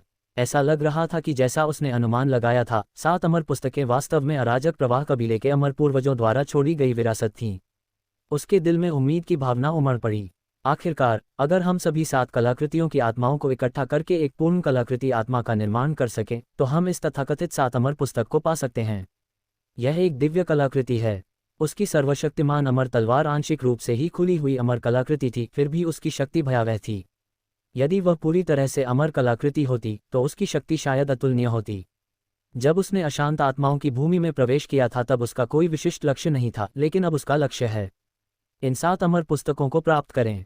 एक तरफ खड़ी गो लिन, झांग युन को अचानक गहरी सोच में डूबा हुआ देखकर कुछ आश्चर्यचकित और आशंकित हुई। क्या झांग युन को उनके कबीले के सभी रहस्य पता हैं? मैं अभी इसी बारे में सोच रहा था। गो लिन, अचानक हुई चीख से वह चौंक गया। तुम्हें क्या हुआ है? तुम इतनी आसानी से क्यों चौंक जाते हो? उसके चौंके हुए चेहरे को देखकर झांग युन ने भौहें चढ़ा लीं। गो लिन ने जल्दी ही होश संभाला और अपने बगल में खड़े गो लेन और गो शेन की ओर इशारा करते हुए थोड़ी घबराहट भरी आवाज में कहा, पंथ के गुरुजी, हमारी पीढ़ी के 7 उत्तराधिकारियों में से ये दोनों अकेले ही अपनी व्यक्तिगत शक्ति के मामले में शीर्ष 3 में हैं। पहले तो मैं भी इनसे दब गया था, लेकिन अब ये डर गया क्या? झांग युन ने उस पर एक नज़र डाली। गो लिन चुप रही। अगर तुम इतने डरे हुए हो, तो पहले एक लाश में बदल जाओ, फिर मैं तुम्हें बुलाऊंगा और तुम्हें मुख्य क्षेत्र में ले आऊंगा। झांग युन ने उसे सांत्वना दी और दूसरे व्यक्ति पर हृदय दमन तकनीक और आत्मा दमन तकनीक को सक्रिय किया।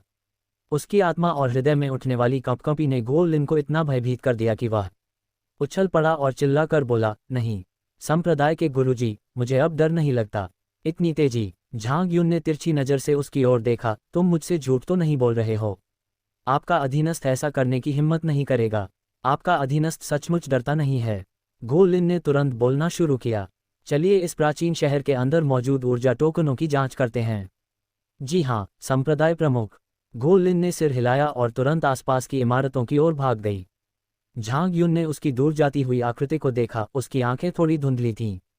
आधे मिनट से भी कम समय में गो लिन वापस लौटी।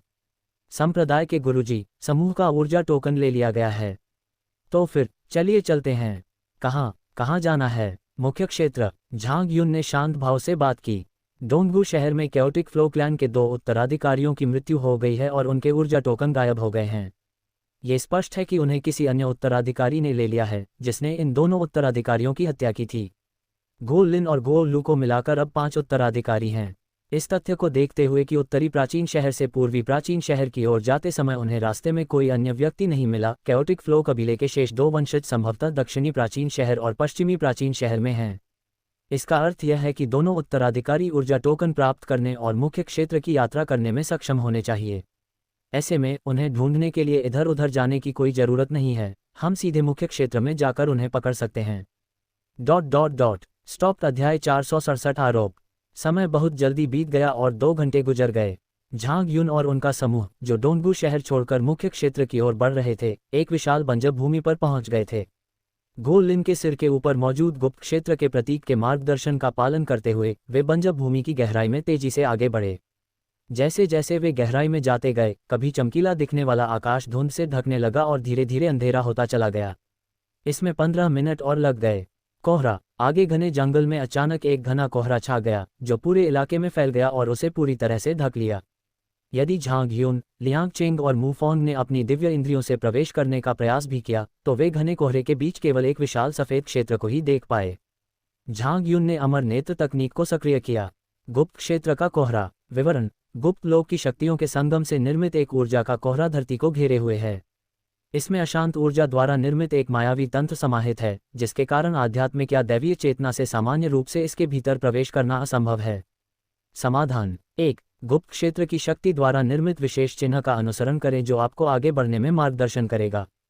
दूसरा, मेजबान 10 गुना अधिक स्थानिक ऊर्जा को मुक्त कर सकता है और उसे सर्वशक्तिमान अमर तलवार पर केंद्रित कर सकता है, जिससे वह सीधे भीतर के शून्य को काट सकता है और गुच्छेदार गुप्त क्षेत्र के कोहरे को अनंत शून्य में समाहित कर सकता है।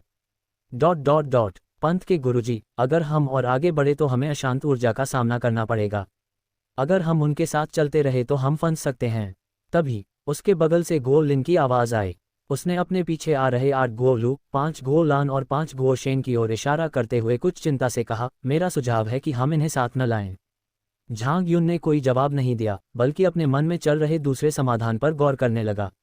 हमारे सामने मौजूद अपार कोहरे को देखते हुए, यदि हम इसे तोड़ने की दूसरी विधि का अनुसरण करते हैं तो स्थानिक अशांति उत्पन्न होना लगभग निश्चित है। यदि इसके परिणामस्वरूप स्थानिक अशांति अनियंत्रित रूप से फैलती है तो इसमें फंस जाना परेशानी भरा होगा।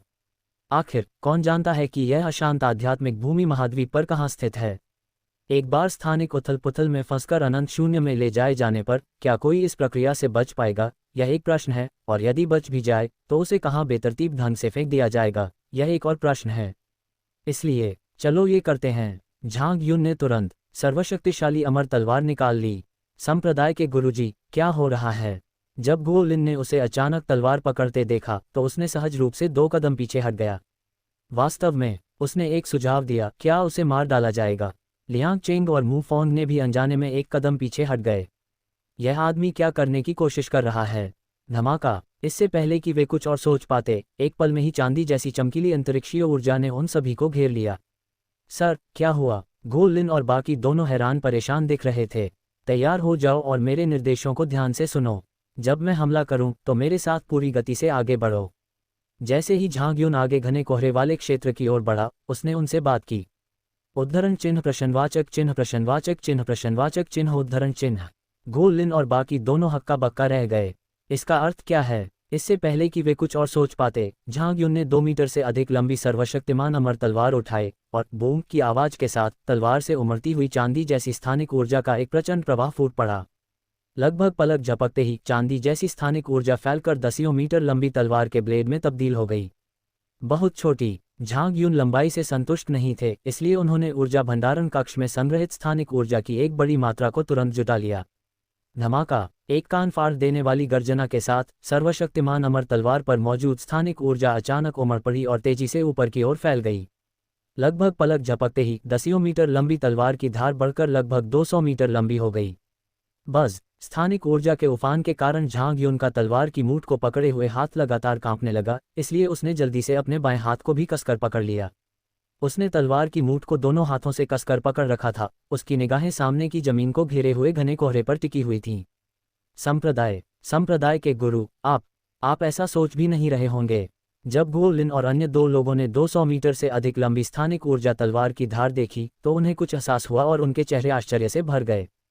पहले झांग युन ने तलवार के एक ही वार से सहजता से एक स्थानिक दरार को चीर दिया था। अब 200 मीटर से अधिक दूरी तक फैली स्थानिक ऊर्जा से बनी तलवार की धार के साथ यदि यह आवेशित तलवार अपनी पूरी शक्ति का प्रयोग करे तो उन तीनों को रीढ़ की हड्डी में सिहरन सी महसूस हुई। संप्रदाय के गुरुजी, आपको ऐसा नहीं करना चाहिए।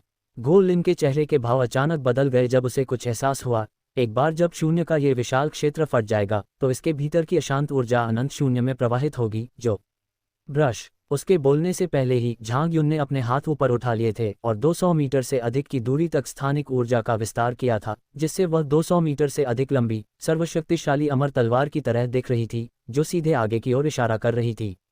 तलवार का वार... घने कोहरे के बीच 2 मीटर लंबा एक गुप्त क्षेत्र का प्रतीक चमक रहा था और लगातार एक ही दिशा में इंगित कर रहा था। पीले रंग की पोशाक पहने एक युवती टोकन के नीचे खड़ी थी और निर्देशों का पालन करते हुए तेजी से आगे बढ़ी। उसके बगल में चमकीले हरे रंग के सांप के सिर वाला कनखजूरा खुद को बोलने से रोक नहीं पाया। जब मैंने सुना था कि तुम्हारे वंश में अमर लोग हैं तो मुझे कुछ संदेह हुआ था, लेकिन अब इस घने कोहरे को देखकर मुझे इस पर विश्वास हो गया है। उसके बगल में रक्त लाल वस्त्र पहने हुए व्यक्ति ने चारों ओर फैली सफेद धुंध को देखते हुए शांत स्वर में कहा, ये संरचना दिव्य चेतना को भी अवरुद्ध कर सकती है। मार्गदर्शन के बिना महायान स्तर के कुछ साधक भी शायद कुछ समय के लिए इसमें फंस जाएंगे। जी हाँ, शुक्र है हमने सिस्टर लियान की बात मान ली। सांप के सिर वाला पन्ना हरा कनखजूरा पीले रंग की पोशाक पहने युवती की ओर देखकर हंसा और बोला, अगर हम उस प्राचीन शहर में प्रवेश करने से पहले ये टोकन लेने नहीं गए होते तो शायद हम यहीं फंसकर मर गए होते। भगवान बी मुस्कुराए। हे भगवान बी, आपकी क्षमताओं के साथ बिना किसी प्रतीक के गुजरना निश्चित रूप से मुश्किल नहीं होना चाहिए। पीली पोशाक पहने युवती ने मनमोहक मुस्कान बिखेरी। मेरी चापलूसी मत करो, सांप जैसे सिर वाले पन्ना हरे रंग के कनखजूरे ने अपना मुंह सिकोड़कर कहा। वैसे सिस्टलियान के अनुसार 3 और प्राचीन शहर हैं, जिसका मतलब है कि 3 और समूह होंगे जो टोकन प्राप्त करेंगे और मुख्य क्षेत्र में प्रवेश करेंगे। जी हाँ, लॉर्ड बी। पीली पोशाक वाली युवती ने सिर हिलाया और मुस्कुराते हुए कहा, लेकिन लॉर्ड बी और महल के मुखिया के यहाँ होने से वे लोग तो बस काय और कुत्ते ही हैं। हमें अभी भी ओल्डली पर नज़र रखनी होगी, जो हमेशा घोंसे के साथ रहता है। हरे भरे रंग के कनखजूरे ने, जिसका सिर सांप जैसा था, मुस्कुराते हुए पीले रंग की पोशाक पहने युवती को घूरते हुए कहा, लेकिन बहन लियान, आपने जो वादा किया है उसे पूरा करना याद रखना। मुझमें थोड़ा सब्र है, लेकिन यह आदमी तो बहुत बेसब्र है। खून जैसे लाल रंग का चोला पहने उस आदमी ने हल्के से नाक सिकुड़ी और पीले रंग की पोशाक पहने युवती की ओर उदासीनता से देखते हुए कहा, समूह से निकलने के बाद मैं कुछ देखना चाहता हूँ। शांत स्वभाव लेकिन भयावह जानलेवा इरादे को देखकर पीले रंग की पोशाक पहने युवती के माथे से पसीना टपकने लगा। उसने झट से मुस्कुराते हुए कहा, कृपया निश्चिंत रहें स्वामी शाह, जैसे ही यह मामला सुलझ जाएगा मैं तुरंत आपको सामान सौंप दूंगी। अब वहाँ खून जैसे लाल वस्त्र पहने कोई व्यक्ति नहीं था। पन्ना हरे रंग के सांप के सिर वाले कनखजूरे ने खिलखिलाते हुए कहा, उसकी आंखें आगे की ओर टकटकी लगाए हुए थीं। क्या हम लगभग पहुंच गए हैं? जी हाँ, लॉर्ड बी। पीले रंग की पोशाक पहने युवती ने अपने सिर के ऊपर मौजूद गुप्त क्षेत्र के प्रतीक पर नजर डाली, जिसकी रोशनी धीरे धीरे मंद पड़ रही थी। जब ये प्रतीक गायब हो जाएगा तब हम अपनी जगह पर होंगे। वूश! उसके बोलने से पहले ही पीछे से अचानक एक तेज और जरूरी आवाज आई, जिससे वह रुक गई। खून जैसे लाल रंग का चोला पहने हुए आदमी और पन्ना हरे रंग के सांप के सिर वाले कनखजूरे भी चौंक गए और देखने के लिए मुड़ गए। उनके पीछे सफेद धुंध के विशाल विस्तार के बीच कोई विशालकाय चीज उनकी ओर तेजी से बढ़ती हुई प्रतीत हो रही थी। उस क्षण मुझ पर घुटन की एक अवर्णनीय अनुभूति छा गई। अच्छा नहीं है, कुछ भांपते हुए पन्ना हरे रंग के सांप के सिर वाले कनखजूरे ने तुरंत अपने विशाल शरीर को कई मीटर तक फैला लिया। सीधे खून जैसे लाल रंग का चोला पहने हुए आदमी, पीले रंग की पोशाक पहने युवती और 3 अन्य युवकों और युवतियों को जकड़ लिया और तेजी से उनके साथ एक तरफ हट गया। जैसे ही वह और उसके साथी चकमा खाने के लिए झुके, लगभग उसी क्षण पृथ्वी से जुड़ती हुई प्रतीत होने वाली एक काली प्रकाश की किरण तेजी से पीछे से निकली और दिखाई दी। ये क्या है? ये क्या है? पीली पोशाक वाली युवती और तीनों युवक युवती भयभीत हो गए। इस क्षण तो खून से लथपथ वस्त्रधारी व्यक्ति और पन्ना हरे रंग के सांप के सिर वाला कनखजूरा भी स्तब्ध रह गए। जल्द ही जमीन को जोड़ने वाली काली रोशनी की किरण उनके बगल में आ पहुंची और भयानक गति से आगे बढ़ने लगी। तलवार की रोशनी! उसी क्षण खून जैसे लाल रंग का चोला पहने उस व्यक्ति ने इसे स्पष्ट रूप से देखा और अविश्वास से चिल्लाया, ये तलवार की किरण है क्या? पन्ना हरे रंग का सांप के सिर वाला कनखजूरा चकित रह गया। पीली पोशाक वाली युवती और वे 3 युवक युवती तो और भी अविश्वसनीय थे। क्या वह तलवार की किरण है जो जमीन से जुड़ रही है? धमाका! इससे पहले कि वे कुछ और सोच पाते, अचानक थोड़ी दूर आगे से एक जोरदार धमाका हुआ। उसी समय जिस जगह से प्रकाश की काली किरण जमीन से जुड़कर खुल गई थी, उस क्षेत्र में अब एक अविश्वसनीय रूप से लंबी दरार पड़ गई थी, मानो कोई घोर अंधकार में खाई खुल गई हो। धमाका! उस क्षण भर में आसपास के क्षेत्र को घेरे हुए विशाल कोहरा उस अंधेरे अथाह गड्ढे में तेजी से समा गया। जमीन पर छाया कोहरा छट गया। जल्दबाजी करना! पीली पोशाक वाली युवती और अन्य लोग कुछ प्रतिक्रिया कर पाते, उससे पहले ही उन्हें पीछे से एक तेज चीख सुनाई दी। अध्याय 468। क्या आपने कभी अनंत शून्य की यात्रा की है? कौन? खून जैसे लाल रंग का चोला पहने हुए आदमी और पन्ना जैसे हरे रंग के सांप के सिर वाले कनखजूरे अचानक जाग गए और एक दूसरे की ओर देखने लगे। जैसे ही क्षेत्र को घेरने वाला घना कोहरा पास के अंधेरे अगाध गड्ढे में तेजी से समाहित हो गया, पहले से सीमित दैवीय चेतना प्रकट होने में सक्षम हो गई। दोनों व्यक्तियों ने अपनी दिव्य इंद्रियों से अपने आसपास के वातावरण का तेजी से जायजा लिया। Boom boom boom! लेकिन इससे पहले कि वे अपने पीछे की आकृति की एक झलक भी देख पाते, अचानक सामने से एक भयानक लहर निकली, जिससे खून से लथपथ आदमी और पन्ना हरे रंग के सांप के सिर वाले कनखजूरे दोनों के चेहरे के भाव बदल गए। अपने पीछे मौजूद लोगों पर एक नज़र भी डाले बिना उसने पीले रंग की पोशाक पहने युवती और अन्य लोगों को झट से पकड़ा और उड़ गया। कंपन की एक लहर पूरे स्थान में फैल गई, जिससे वह कांपने लगी और उसमें दरारें पड़ गईं। उनके पैरों के नीचे का शून्य अनगिनत अलग अलग आकार की दरारों में बिखर गया। इससे पहले कि वे और कुछ सोच पाते, स्थानिक दरार के भीतर से एक तेज सरसराहट की आवाज आई और स्थानिक अशांति की धाराएं झरने के पानी की तरह इन स्थानिक दरारों से बेतहाशा फूट पड़ीं। जैसे जैसे स्थानिक अशांति बढ़ती गई और अधिक सघन होती गई, अचानक पूरा शून्य एक धमाके के साथ फट गया और बड़ी मात्रा में स्थानिक अशांति बाहर निकल आई। स्थानिक अशांति! खून जैसे लाल रंग का चोला पहने हुए आदमी और पन्ना हरे रंग के सांप के सिर वाले कनखजूरे दोनों ही बहुत घबरा गए और जल्दी से पीले रंग की पोशाक पहने युवती और अन्य लोगों को उनसे दूर ले गए। हालांकि जैसे ही वे उस लहर से बच निकले, उनके बगल का शून्य एक जोरदार धमाके के साथ चकनाचूर हो गया और एक और स्थानिक अशांति उत्पन्न हो गई। उद्धरण चिन्ह विस्मयादिबोधक चिन्ह विस्मयादिबोधक चिन्ह उद्धरण चिन्ह। खून से लथपथ आदमी और पन्ना हरे रंग के सांप के सिर वाले कनखजूरे दोनों ने अपने भाव बदले और उनसे बचने के लिए जल्दी से आगे बढ़ गए। हालांकि जैसे ही वे आगे बढ़े, उन्होंने पाया कि आसपास का शून्य टुकड़ों टुकड़ों में बिखर रहा था। असंख्य अंतरिक्षीय उथल पुथल चारों दिशाओं से उमड़ रही थी। क्या हो रहा है? ये खाली जगह इतनी घनी दरारों से क्यों फट रही है? खून जैसे लाल रंग का चोला पहने हुए आदमी, पन्ना हरे रंग का सांप के सिर वाला कनखजूरा, पीले रंग की पोशाक पहने युवती और अन्य सभी भयभीत होकर जल्दी से अपेक्षाकृत स्थिर अंधेरे रसातल क्षेत्र की ओर बढ़े जो पृथ्वी से धुंध को सोख रहा था। धत्तेरी की। हालांकि जब वे करीब पहुंचे और घोर अंधकार में खाए का असली चेहरा देखा, तो खून से लथपथ आदमी, पन्ना हरे रंग का सांप के सिर वाला कनखजूरा, पीले रंग की पोशाक वाली युवती और अन्य लोग इतने भयभीत हो गए कि वे लगभग जमीन पर गिर पड़े। क्योंकि उन्होंने भारी मात्रा में कोहरा सोख लिया था, इसलिए वे ये देख ही नहीं पाए थे कि यह अंधेरा गड्ढा वास्तव में क्या था। लेकिन अब मुझे ये स्पष्ट रूप से समझ आ रहा है। एक स्थानिक दरार। यह एक बहुत बड़ा स्थानिक दरार है। काट डाला। जमीन से टकराने वाली तलवार की काली रोशनी की किरण को याद करते हुए खून से लथपथ व्यक्ति को कुछ एहसास हुआ और वह सदमे में चिल्लाया, ये स्थानिक दरार अभी अभी तलवार की किरण से चीरकर खोली गई है। क्या? पन्ना हरे रंग का सांप के सिर वाला कनखजूरा, पीले रंग की पोशाक पहने युवती और अन्य लोग स्तब्ध रह गए। Whoosh whoosh. तभी अचानक उनके ऊपर से तेज हवा चलने की एक तीखी आवाज सुनाई दी। ऊपर देखने पर चांदी जैसी स्थानिक ऊर्जा की एक बड़ी मात्रा से घिरे लोगों का एक समूह दिखाई देता था, जो उस स्थान से जबरदस्ती आगे बढ़ रहा था जो अभी तक पूरी तरह से स्थानिक अशांति से भरा नहीं था। पीछे से वो लोग आ रहे हैं। खून जैसे लाल रंग का चोला पहने हुए व्यक्ति और पन्ना हरे रंग के सांप के सिर वाले कनखजूरे को तुरंत समझ आ गया कि क्या हो रहा है। जल्दी करो, उनके साथ कदम मिलाकर चलो। हवा में उड़ते हुए समूह को देखकर खून जैसे लाल रंग का चोला पहने हुए व्यक्ति और पन्ना हरे रंग के सांप के सिर वाले कनखजूरे ने पीले रंग की पोशाक पहने युवती और कई अन्य लोगों को जल्दी से अपने पीछे आने के लिए प्रेरित किया। झांग युन और अन्य लोग अपने पीछे आ रहे लोगों के समूह को देखकर अचंभित रह गए।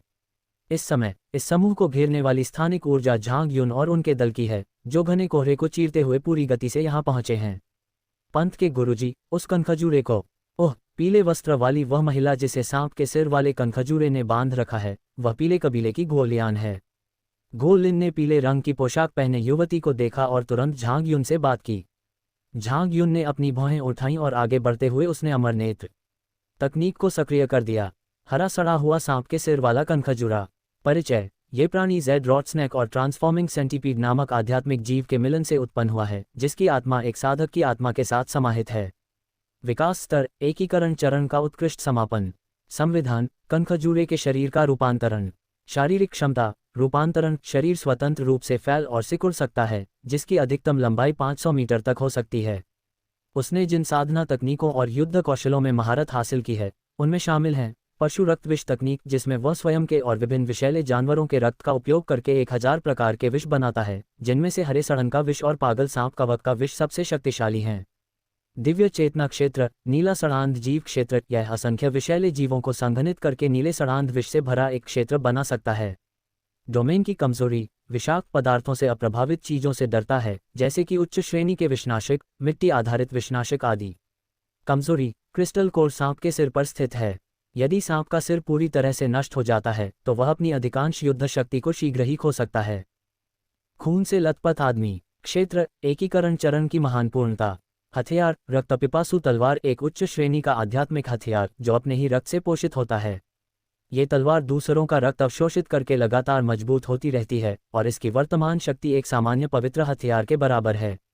रक्त से सना हुआ वस्त्र 100,000 साधकों के रक्त में भिगोकर निर्मित, इसमें 100,000 साधकों का आक्रोश समाहित है और यह रक्षा के लिए आक्रोश की दीवार बना सकता है। विशेष ऊर्जा का विकास, रक्तपात करने वाली आभा।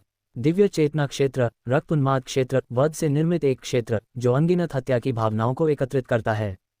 जब तक रक्त इस क्षेत्र के संपर्क में रहता है, रक्त का स्वामी असीम भय में डूब जाता है और स्वयं को इससे बाहर निकालने में असमर्थ हो जाता है। इस क्षेत्र की कमजोरी, यदि रक्त को उजागर नहीं किया गया तो इस क्षेत्र की शक्ति काफी कम हो जाएगी। विकसित तकनीकें और युद्ध कौशल, रक्तपात का मार्ग, विनाश का मार्ग, उन्मादी संहार का मार्ग। कमजोरी, सत्ता की लालसा में चूर होकर वे रक्षा को नजरअंदाज कर देते हैं, जिससे उनकी अपनी सुरक्षा कमजोर हो जाती है। उनके शरीर पर सीधा हमला आसानी से गंभीर क्षति पहुंचा सकता है। दो ऐसे साधक जो समलन अवस्था की महान पूर्णता तक पहुंच चुके हैं। झांग युन को थोड़ी हैरानी हुई। डोंगगू शहर में कैओटिक फ्लो क्लैन के 2 सदस्यों का सफाया करने वाला समूह स्पष्ट रूप से वही समूह था जो उनके सामने था। हालांकि उससे भी ज्यादा चिंता की बात उनके बीच मौजूद खून से लथपथ छोटा आदमी था। हत्या करने का इरादा और हत्या पथ विनाश की युद्ध तकनीक, ये सभी चीजें पहले कुआंगलों के पास थीं। ये देखते हुए कि पन्ना हरे रंग का सांप के सिर वाला कनखजूरा विश्वरूप हॉल से आया था, जो मृतकों के मंदिर की एक अधीनस्थ सेना है। ये छोटा खून से सना हुआ वस्त्रधारी व्यक्ति संभवतः वध के देवता हॉल का मंदिर प्रमुख है, जिससे वह पहले कभी नहीं मिला है। मुझे भीड़ में उनसे मिलने की बिल्कुल उम्मीद नहीं थी। Jade rotten snake head centipede और lord of the killing god temple को देखते हुए, जो अब उनके समूह का बारीकी से पीछा कर रहे थे, झांग युन को तुरंत समझ आ गया कि क्या हो रहा है। राजाओं का ये समूह वास्तव में उसका इस्तेमाल रास्ता साफ करने के लिए कर रहा है। उसके तलवार के प्रहार से आसपास के क्षेत्र में स्थानिक हलचल उत्पन्न हो गई। स्थानिक ऊर्जा की सुरक्षा के बिना 1 इंच भी हिलना मुश्किल था। यहाँ तक कि एकीकरण की चरम पूर्णता की अवस्था में पहुंचा हुआ साधक भी अगर चीजें गलत हो जाएं तो पल भर में स्थानिक अशांति में बह सकता है। क्या ये दोनों राजा उसका इस्तेमाल अपने लिए रास्ता तैयार करने की योजना बना रहे हैं? क्या उसने उसकी अनुमति भी ली थी? झांग युन अचानक रुक गया और उसने गुओलिन और उसके समूह को आगे की ओर धकेल दिया। महानगरीय वयस्क गुओलिन, लियांग चेंग और मू फोंग सभी आश्चर्यचकित दिख रहे थे। आप लोग पहले जाए, झांग युन ने एक आवाज निकाली और पीछे मुड़कर नीले रंग के सड़े हुए सांप के सिर वाले कनखजूरे और वध के देवता महल के हॉल मास्टर के नेतृत्व वाले समूह को देखा, जो तेजी से उसके पीछे आ गए थे। झांग युन को अचानक उनका रास्ता रोकते देख Z रॉटन serpent centipede, Lord of the killing God palace और अन्य लोग भौहें चढ़ा बैठे। रास्ते से अलग हटें। वध महल के देवता के स्वामी ने रक्तलाल तलवार की किरण छोड़ी। झांग युन ने सर्वशक्तिशाली अमर तलवार को पकड़ा और एक ही प्रहार में उसे 2 टुकड़ों में काट दिया। उसे इतनी आसानी से लाल तलवार की रोशनी को काटते हुए देखकर नीले रंग के सड़े हुए सर्प के चूहे और हत्यारा देवता मंदिर के स्वामी दोनों ने आश्चर्य व्यक्त किया। हालांकि यह महज एक साधारण तलवार का वार था, फिर भी यह शून्य शोधन स्तर के साधक को आसानी से मारने के लिए काफी था। यहाँ तक कि नवजात आत्मा स्तर के साधक को भी इस तलवार को रोकने के लिए कीमत चुकानी पड़ती। मेरे सामने जो आभा है वह अभी शून्य शोधन के चरण में ही है। सज्जनों, क्या आपने मुझसे पहले पूछा था कि आप उस सड़क पर लिफ्ट लेने से पहले क्या कर रहे हैं जिस पर मैं गाड़ी चला रहा हूँ? झांग युन ने शांत भाव से बात की। क्या आपने ये सड़क खोली? सड़े हुए सांप के सिर वाले कनखजूरे ने उपहासपूर्वक फुफकारते हुए कहा, एकमात्र शून्य शोधन स्तर का साधक ऐसी बकवास करने की हिम्मत करता है। उसकी दृष्टि में मार्ग प्रशस्त करने वाले लियांग चेंग और मू फोंग थे, जो अपनी संयुक्त साधना अवस्था में थे, और उसके आगे यह व्यक्ति था। धमाका! इससे पहले कि वह आगे कुछ सोच पाता, झांग युन के हाथ में मौजूद तलवार पर अचानक स्थानिक ऊर्जा का एक प्रवाह प्रकट हुआ। उद्धरण चिन्ह, विस्मयादिबोधक चिन्ह, विस्मयादिबोधक चिन्ह, उद्धरण चिन्ह। जेड सड़ा हुआ सांप के सिर वाला कनखजूरा और हत्यारा देवता मंदिर का स्वामी आश्चर्यचकित रह गए। क्या वास्तव में यह मेरी आंखों के सामने शून्य शोधन चरण की स्थानिक ऊर्जा है? क्या तुम दोनों ने कभी अनंत शून्य की यात्रा की है? झांग युन अचानक मुस्कुरा उठा। आप? ये सुनकर जेड रॉटन सरपेंट सेंटीपीड और lord of the killing God palace दोनों के चेहरे के भाव बदल गए और वे हरकत करने ही वाले थे। लेकिन झांग युन की तलवार, ब्रश, इसे पहले ही काट दिया गया है। स्टॉप। अध्याय 469। मुझे कुछ काम है, इसलिए मैं आप सबके साथ शामिल नहीं हो पाऊंगा। वह खाली जगह फट गई, जिससे तुरंत 10 मीटर से अधिक लंबी एक स्थानिक दरार बन गई। धमाका! उनके चारों ओर पहले से ही अस्थिर शून्य कांप उठा और दरार से भारी मात्रा में स्थानिक अशांति बाहर निकल आई। गधे! Jade rotten snake headed centipede और किलिंग गॉड टेम्पल के लॉर्ड दोनों ने मन ही मन गाली दी और जल्दी से बच निकले। वूश! लेकिन जैसे ही वे अंतरिक्ष में मची इस उथल पुथल से बच निकले, उन्हें पास आती हुई एक तेज सरसराहट की आवाज सुनाई दी।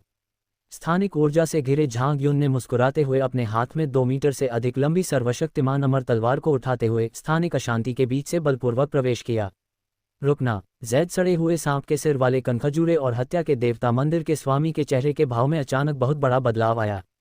ब्रश! झांग युन ने उनकी बातों पर ध्यान नहीं दिया और तलवार से एक और वार किया। जेड सड़ा हुआ सांप के सिर वाला कनखजूरा और हत्यारा देवता मंदिर का स्वामी जल्दी से भागने की कोशिश करने लगे।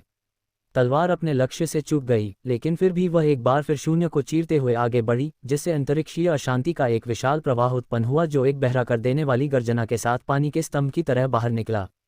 ये दिशा सीधे जैद सड़े हुए सांप के सिर वाले कनखजूरे और हत्या के देवता मंदिर के स्वामी की ओर लक्षित थी। जैद सड़ा हुआ सांप के सिर वाला कनखजूरा और हत्यारा देवता महल का स्वामी तेजी से किनारों की ओर हट गए। वूश, जैसे ही वह चकमा खाने के लिए रुका, हत्यारा देवता मंदिर के स्वामी को बगल से एक सरसराहट की आवाज सुनाई दी। फिर झांग युन ने अंतरिक्षीय अशांति से जबरदस्ती आगे बढ़कर उस पर अपनी तलवार से वार किया।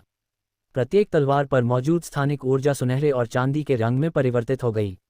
वध मंदिर के स्वामी ने यह देखा, लेकिन उनके पास इसके बारे में सोचने का समय नहीं था और उन्होंने तुरंत इससे बचकर निकल गए। धिक्कार है इन इंसानों पर, मैं इन्हें टुकड़े टुकड़े कर दूंगा। उसी समय बगल से गुस्से भरी चीख सुनाई दी। जब झांग युन मंदिर के स्वामी का पीछा कर रहा था और उसे मार रहा था, तब दूसरी तरफ चकमा देकर भाग निकले जैद सड़े हुए सांप के सिर वाले कनखजूरे को अब पैंतरेबाजी करने के लिए जगह मिल गई थी। पुकारें। उसी क्षण कनखजूरे की पूंछ पल भर में कई मीटर लंबी हो गई और पूंछ के अंत में विष से भरा आधा मीटर लंबा नुकीला शंकु बन गया। इसने स्थानिक अशांति से अछूते एक क्षेत्र को खोज निकाला और तीर की तरह तेजी से झांग युन की ओर झपटा। वे पलक झपकते ही लगभग वहां पहुंच गए थे, लेकिन झांग युन ने जरा भी घबराहट नहीं दिखाई। इसके बजाय वह थोड़ा मुस्कुराया और 3 शब्द बोले, स्पेशियल स्लैश ब्रश। इससे पहले कि jade rotten snake head centipede और कुछ सोच पाता, उसे अपने बगल से एक तेज बल महसूस हुआ। बगल में स्थित एक स्थानिक दरार से सुनहरी और चांदी की तलवार जैसी रोशनी चमक उठी। बचने का समय ही नहीं था। एक चीख के साथ तलवार की धार ने हरे रंग के सड़े हुए सांप के सिर के अधिकांश हिस्से और कनखजूरे के शरीर को काट डाला। इस दौरान पन्ना हरे रंग का जहरीला खून तेजी से बाहर निकला। नहीं, पीले रंग की पोशाक पहने युवती और अन्य लोग, जिन्हें हरे सिर वाले कनखजूरे ने जकड़ लिया था, बुरी तरह पीले पड़ गए। उन्हें बचने का कोई मौका नहीं मिला। उनके शरीर सीधे पन्ना हरे विषैले खून में भीग गए, मानो उन पर तेज सल्फ्यूरिक एसिड छिड़क दिया गया हो, और उनका मांस तुरंत गलने और सड़ने लगा। उसी समय कनखजूरे के शरीर का अधिकांश भाग जो गिर गया था, उसके साथ ही वह स्थानिक अशांति से बने एक भंवर में नीचे की ओर तेजी से गिर गया।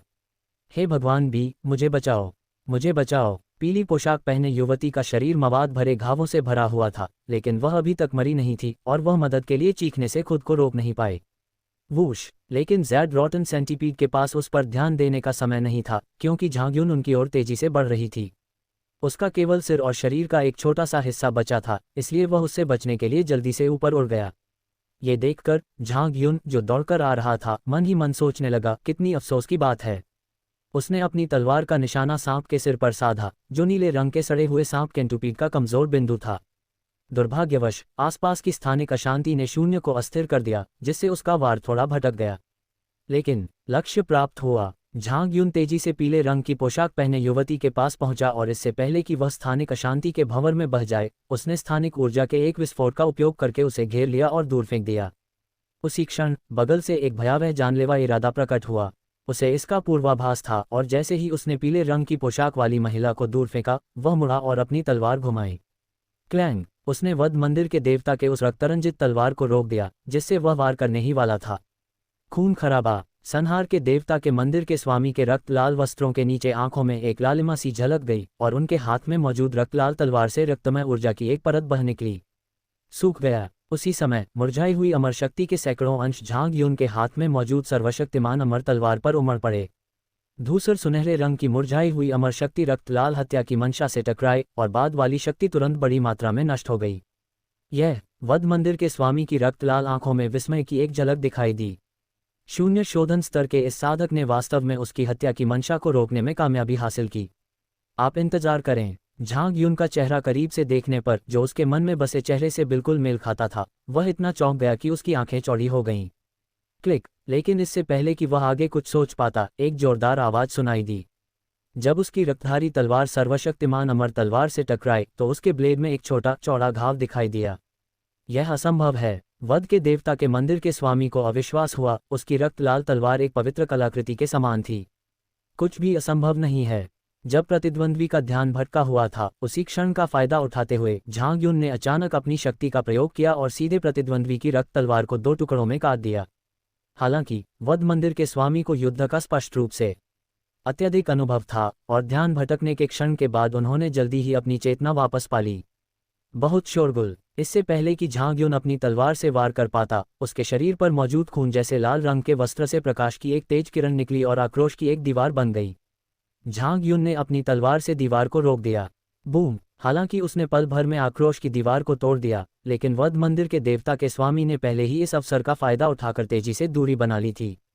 उसी समय पीछे से जहरीली गैस के एक तेज झोंके ने झांग यून को अपनी तलवार निकालने और एक तरफ हटने के लिए मजबूर कर दिया। सांप के सिर के नीचे से तेजी से दोबारा उग रहे हरे सिर वाले कनखजूरे को पीछे मुड़कर देखते हुए झांग यून को लाचारी का एहसास हुआ। जब तक सांप के सिर के अंदर का मूल क्रिस्टल नष्ट नहीं हो जाता, तब तक भले ही कनखजूरे का शरीर अनगिनत टुकड़ों में कट जाए, प्रतिद्वंद्वी अपनी प्रतिभा के कारण जल्दी से ठीक हो सकता है। फ्यूजन चरण के चरम पर इन दोनों को मारना आसान नहीं है। इसलिए आप दोनों की यात्रा मंगलमय हो।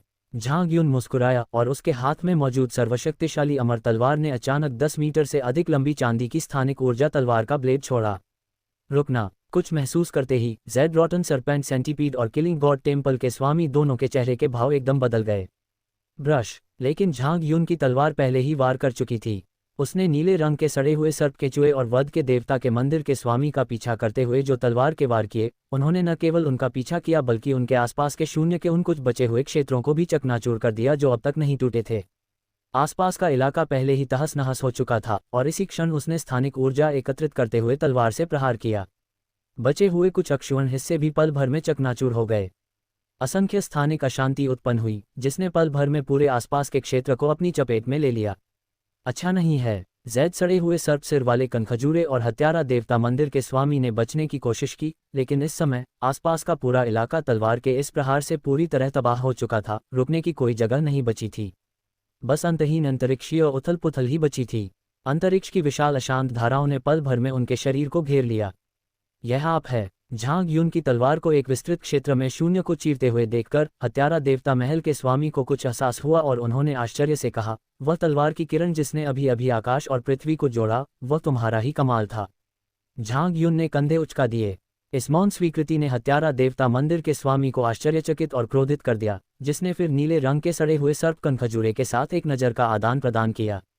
अगर तुम हमें मरा हुआ देखना चाहते हो तो तुम भी नहीं जी पाओगे। बिना किसी झिझक के दोनों ने एक साथ अपनी शक्ति का प्रदर्शन किया। नवजात आत्मा के चरम चरण पर उनकी संयुक्त ताकतें किसी भी अन्य चीज की परवाह किए बिना ऊपर उठ रही थीं। पहले वे स्थानिक अशांति को पूरी तरह से भड़का देने के डर से झांग यून का मुकाबला करने के लिए अपने क्षेत्रों को उजागर करने या मजबूत हमले शुरू करने का साहस नहीं करते थे। लेकिन अब इससे बचने का कोई रास्ता नहीं है, इसलिए चिंता करने की कोई बात नहीं है। क्या आप उन्हें मरा हुआ देखना चाहते हैं? भले ही झांग यून के पास स्थानिक ऊर्जा हो, फिर भी वह उसके साथ ही नष्ट हो जाएगा। अपनी संयुक्त साधना के शिखर पर पहुंच चुके दोनों संयुक्त दिव्य चेतना क्षेत्र विस्फोटित हो उठे, जिससे आसपास के बिखरे हुए शून्य में तुरंत ही स्थानिक अशांति उत्पन्न हो गई। असंख्य स्थानिक उथल पुथल उमड़ पड़ी और हलचल मच गई। झांग यून इसी क्षेत्र में मौजूद था, लेकिन उसके चेहरे पर घबराहट का कोई निशान नहीं था। इसके बजाय उसने वध मंदिर के दोनों प्रमुखों को कंधे उचकाते हुए कहा, मुझे आपका निमंत्रण मिला, लेकिन मुझे खेद है कि मुझे कुछ अन्य कार्य निपटाने हैं। मैं अनंत शून्य की आपकी यात्रा में आपके साथ नहीं चल पाऊंगा। अलविदा। ओह नहीं, शायद मैं आपसे फिर कभी न मिल पाऊं। वूश! जैसे ही उसने बोलना समाप्त किया, उसने तुरंत स्थानिक टेलीपोर्टेशन शुरू कर दिया। उसका पूरा शरीर प्रकाश की एक लकीर में बदल गया और वह तेजी से स्थानिक अशांति से भरे क्षेत्र से बाहर निकल गया। अंतरिक्ष यात्रा। जैद सड़ा हुआ सांप के सिर वाला कनखजूरा और हत्या के देवता मंदिर का स्वामी मौके पर ही पूरी तरह से स्तब्ध रह गए। वह क्या है? मेरे सामने खड़ा यह आदमी सचमुच टेलीपोर्ट कर सकता है। विशेष रूप से वध मंदिर के स्वामी ने झांग यून को पहले ही पहचान लिया था। ये समझना स्वाभाविक है कि झांग यून के पास स्थानिक ऊर्जा है, लेकिन स्थानिक यात्रा स्पेस पवेलियन की एक अनूठी प्रतिभा है। झांग यून के पास वह कैसे हो सकता था? अंतरिक्ष यात्रा और अंतरिक्ष ऊर्जा की अवधारणा अलग अलग हैं। स्थानिक ऊर्जा का होना स्थानिक अशांति को आंशिक रूप से ही रोक सकता है, जिससे अनंत शून्य में स्वतंत्र रूप से आवागमन संभव हो पाता है। हालांकि अत्यधिक स्थानिक अशांति से भरे क्षेत्रों से बचना असंभव है, जैसे कि वह क्षेत्र जहां वर्तमान में स्थानिक अशांति का विस्फोट हो रहा है। हालांकि स्थानिक यात्रा अलग है, यह एक जन्मजात क्षमता है। इस क्षमता के होने से व्यक्ति अंतरिक्ष में स्वतंत्र रूप से यात्रा कर सकता है और साथ ही स्थानिक उतार चढ़ाव और अशांत धाराओं से भरे क्षेत्रों को तेजी से पार कर सकता है। सरल शब्दों में कहें तो इसका अर्थ है थोड़े समय के लिए स्थानिक उतार चढ़ाव और स्थानिक अशांति जैसी सभी बाधाओं को नज़रअंदाज करने में सक्षम होना, जिससे तीव्र यात्रा संभव हो पाती है। यही कारण है कि स्पेस पवेलियन अनंत शून्य का अधिपति बनने और पूरे महाद्वीप को जोड़ने वाली एक अंतरिक्ष सुरंग स्थापित करने में सक्षम हो सका। स्थानिक ऊर्जा का संवर्धन करना कठिन है, लेकिन यह महाद्वीप पर मौजूद है। उदाहरण के लिए परम नगरी में हुनयुवान वंश। हालांकि वे समान स्थानिक सुरंगें नहीं बना सकते क्योंकि घनी स्थानिक अशांति वाले क्षेत्रों में प्रवेश करने पर वे गति करने में असमर्थ हो जाते हैं। झांग यून के पास ये क्यों होगा?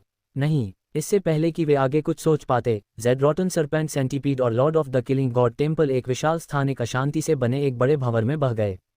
दोनों ने जमकर संघर्ष किया, लेकिन कोई फायदा नहीं हुआ। अनंत अंतरिक्षीय उथल पुथल ने उन्हें पलक झपकते ही पूरी तरह से अपनी चपेट में ले लिया।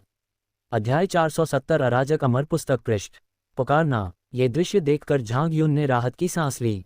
स्पेशियल स्लैश में अभी भी कुछ कमियां हैं। उसने अपना सिर हल्के से हिलाया। ऐसे अस्थिर शून्य क्षेत्रों में स्थानिक स्लैश में थोड़ा बदलाव आ सकता है। हमें इस क्षेत्र में अपने नियंत्रण को और बेहतर बनाने की आवश्यकता है। आखिरकार स्थानिक वार अचानक हमले के लिए उपयुक्त होते हैं। यदि आप दुश्मन को एक ही वार में नहीं मार सकते और दुश्मन सतर्क हो जाता है, तो उसे फिर से अचानक पकड़ना इतना आसान नहीं होगा। स्थानिक दरारें भी मौजूद हैं। प्रत्येक स्थानिक स्लैश के लिए पहले एक स्थानिक दरार पैदा करना आवश्यक होता है, जो वास्तव में एक बड़ी खामी है। आदर्श रूप में तलवार की किरण को सीधे शून्य में मारा जाना चाहिए और फिर शून्य से सीधे बाहर निकाला जाना चाहिए। उस स्थिति में इस स्थानिक आक्रमण से बचाव करना वास्तव में असंभव होगा। इस बारे में सोचते हुए झांग यून ने अपना सिर हिलाने से खुद को रोक नहीं पाया। इसे हासिल करने के लिए केवल नियंत्रण बढ़ाना ही काफ़ी नहीं है। इसके बजाय इसे प्राप्त करने के लिए सत्ता पर पूर्ण नियंत्रण और अनंत शून्य क्षेत्र में स्थानिक उतार चढ़ाव की स्पष्ट समझ होनी चाहिए। इन दोनों बिंदुओं में से पहला बिंदु अभी भी हासिल करना संभव है, लेकिन दूसरा बिंदु बहुत व्यावहारिक नहीं है, क्योंकि अनंत शून्य के प्रत्येक स्थान के भीतर स्थानिक उतार चढ़ाव का प्रवाह निरंतर बदलता रहता है, जब तक कि एक दिन वह अनंत शून्य को एक नज़र में प्रत्यक्ष रूप से न देख ले। उसके बारे में सोचते हुए झांग यून ने भी नीचे की ओर देखा। तुम कहाँ जाना चाहते हो? नीचे हल्की धुंध छाई हुई थी और पीले रंग की पोशाक पहने युवती उसी धुंध में सिमटी हुई थी, आसपास की हलचल से बचते हुए धीरे धीरे आगे बढ़ रही थी। उसकी बातें सुनकर वह स्तब्ध रह गई। ऊपर उसकी ओर देखते हुए उसने एक अजीब सी मुस्कान दी। वो स्नैप! झांग यून ने उसे बोलने का मौका नहीं दिया। उसने सीधे उसे जादुई समुद्री जल की एक लहर में लपेट लिया और तेजी से आगे ले गया। अभी अभी गॉड ऑफ स्लॉटर टेम्पल के दो नेताओं की डोमेन शक्ति के विस्फोट ने स्थानिक अशांति को जन्म दिया, जिसने उनके द्वारा पहले बनाई गई विशाल स्थानिक दरार के साथ मिलकर एक विशाल स्थानिक दरार का निर्माण किया। आसपास का इलाका बहुत जल्द ही स्थानिक उथल पुथल से भर जाएगा। हमें यहाँ से अभी निकलना होगा। Boom boom boom! तभी अचानक उसके पीछे का खालीपन कांप उठा। अंतरिक्ष में अचानक उत्पन्न हुई उथल पुथल के कारण झांग यून के चेहरे के भाव बदल गए। फिर उसने ब्रश से स्विफ्ट शब्द लिखा और पूरी गति से आगे बढ़ गया। लेकिन जल्द ही सफ़ेद धुंध से बनी लंबी स्थानिक दरार, जिसे उसने पहले अपनी तलवार से काटकर खोला था, से भी भारी मात्रा में स्थानिक अशांति निकलने लगी। बकवास! झांग यून के होंठ फड़फड़ाए और उसने तुरंत स्थानिक टेलीपोर्टेशन को सक्रिय कर दिया। लगभग 2 मिनट तक दौड़ने के बाद आखिरकार हम उस इलाके से बाहर निकल गए। महानगरीय वयस्क! आगे से गो लिन और उसके दो साथियों की आवाज़ें सुनाई दे रही थीं। गो लिन और उसके दो साथी, साथ ही 10 से अधिक बुलाए गए जीव, उनके सामने बिना किसी नुकसान के प्रकट हुए। झांग यून ने राहत की सांस ली, लेकिन उसकी नज़र तुरंत कुछ ही मीटर दूर स्थित एक छोटी पहाड़ी पर जा पड़ी। अशांत पर्वत। विवरण: ये गुप्त क्षेत्र के केंद्रीय भाग के बाहर स्थित एक अवरोधक पर्वत है, जहां गुप्त क्षेत्र की शक्ति एकत्रित होती है। इसमें एक विशेष प्रतिबंध संरचना है जो गुप्त क्षेत्र के टोकन के संपर्क में आने पर सक्रिय हो जाएगी। ... पंथ के गुरुजी, यह अशांत प्रवाह पर्वत है।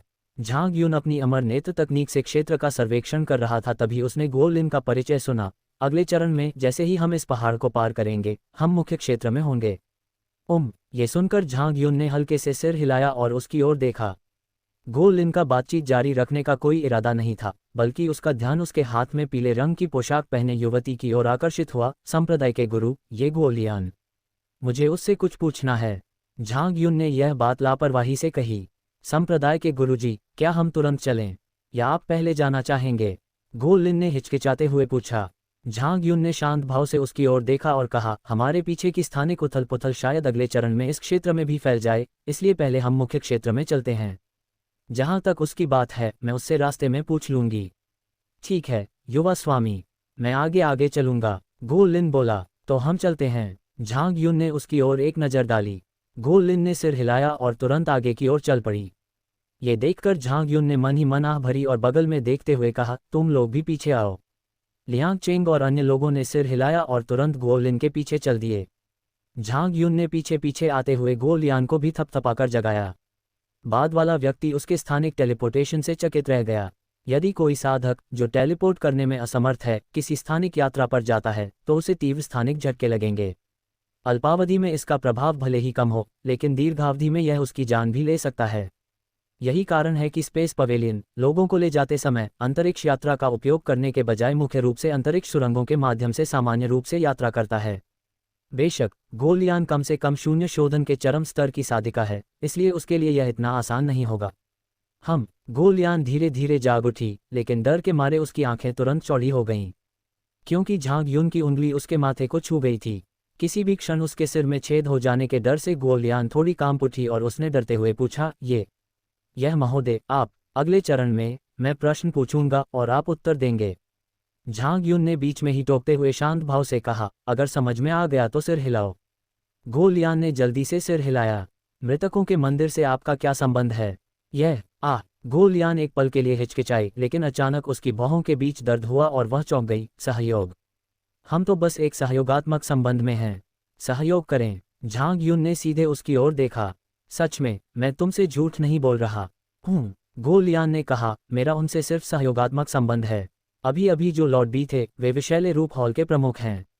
मैंने एक बार विषैले रूप हॉल को कोई काम सौंपा था, इसी वजह से मेरी उनसे जान पहचान हुई। वध मंदिर के देवता के स्वामी के बारे में क्या? वध मंदिर की स्थिति एक संयोग थी, गोलयान ने समझाया। मैंने मूल रूप से केवल लॉर्ड बी को आमंत्रित किया था, लेकिन जब अराजक आत्मा भूमि खुली तो संयोगवश हत्यारा देवता मंदिर के स्वामी लॉर्ड बी के साथ थे। इसलिए झांग युन ने पूछा, वे साथ क्यों हैं? ऐसा लगता है कि यह इसके लिए है। गोलयान बोल ही रही थी कि अचानक उसे कुछ याद आया और उसकी निगाहें उसकी तरफ घूम गईं।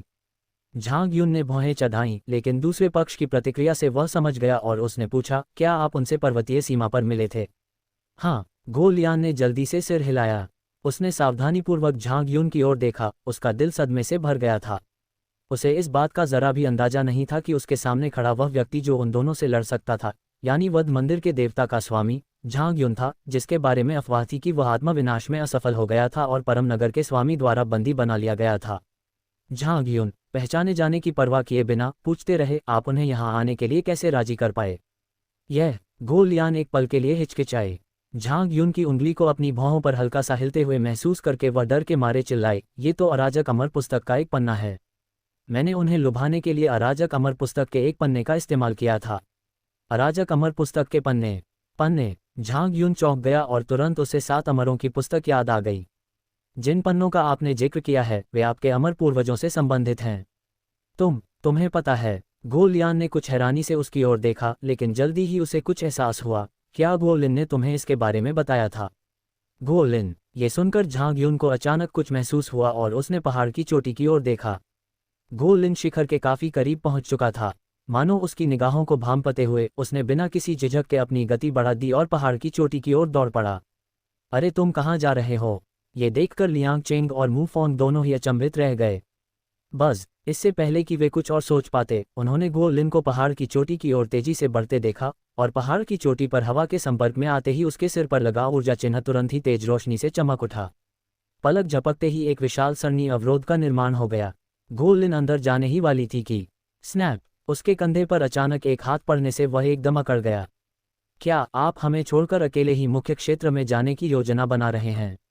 अपने बगल से आती धीमी आवाज सुनकर गोलिन ने धीरे से अपना सिर घुमाया और उदासीन भाव वाले झांग युन की ओर देखा और जल्दी से कहा, संप्रदाय के गुरुजी, मैं समझा सकता हूँ। उफ!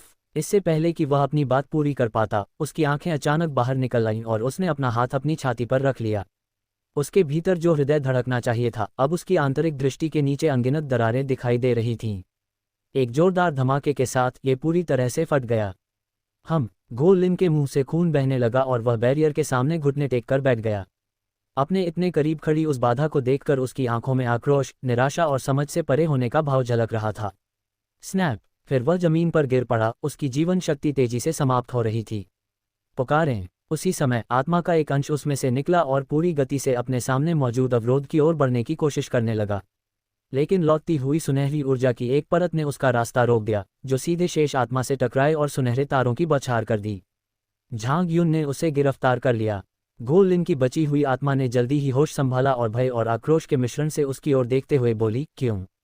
तुमने मुझे मौका क्यों नहीं दिया? मौका? झांग युन ने हल्की सी मुस्कान के साथ कहा, क्या आपको लगता है कि मैंने आपको मौका नहीं दिया?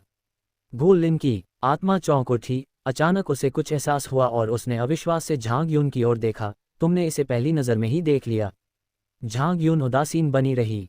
दरअसल जब गो लिन ने निर्णायक रूप से गो त्यानलू को खत्म कर दिया और उसके बाद कई मौक़ों पर यह उल्लेख किया कि मुख्य क्षेत्र में 2 से अधिक उत्तराधिकारी नहीं होने चाहिए, तभी उन्हें कुछ गड़बड़ का आभास हो गया था। जब गो लिन ने उस किताब के पन्नों का जिक्र सुना तो उसकी घबराहट भरी प्रतिक्रिया और 7 इमॉर्टल्स बुक के बारे में उसने जो कुछ देखा था उससे उसे तुरंत एहसास हो गया कि दूसरा पक्ष कुछ छिपा रहा है। अब जबकि वे टर्बुलेंट फ्लो माउंटेन पर पहुंच चुके हैं, गो लिन को ये बात पता होनी ही चाहिए कि इसमें प्रतिबंधात्मक संरचनाएं हैं। लेकिन जब गो लिन से उनका परिचय कराया गया था तब गो लिन ने इसके बारे में एक शब्द भी नहीं कहा था, जिससे गो लिन को लगा कि गो लिन कुछ चाल चलने ही वाला है। वह गो लियान से सवाल पूछता रहा और साथ ही उस पर नज़र भी रखता रहा। वह ये देखना चाहता था कि गो लिन क्या कर रही है। अपने सामने मौजूद सरणी अवरोध को देखते हुए, अशांत सरणी दुनिया विवरण, गुप्त क्षेत्र का टोकन पास आते ही सक्रिय हो जाएगा, जिससे केवल टोकन रखने वाला पहला व्यक्ति ही प्रवेश कर सकेगा। अंदर पहुंचते ही सुरक्षा घेरा तुरंत बंद हो जाएगा, जिससे पहाड़ का अंदरूनी भाग बाहरी दुनिया से अलग हो जाएगा। सरणी निर्माण और अवरोध के बारे में जानकारी ने उन्हें एक सामान्य समझ प्रदान की। गो लिन की बची हुई आत्मा को देखकर झांग युन ने खुद को ये पूछने से रोक नहीं पाया, मुझे थोड़ी जिज्ञासा हो रही है। भले ही यह सुरक्षा घेरा मुझे रोक सकता है, लेकिन मैंने तुम पर जो प्रतिबंध लगाया है वह अभी तक हटा नहीं है। इन परिस्थितियों में तुम्हें क्या लगता है कि तुम बच निकलोगे? गो लिन की शेष आत्मा मौन रही। बिना किसी देरी के झांग युन ने लौटती हुई ऊर्जा की हल्की हल्की धाराएं छोड़ी जो हवा में ऊपर उठ गईं। एक तीखी चीख गूंज उठी।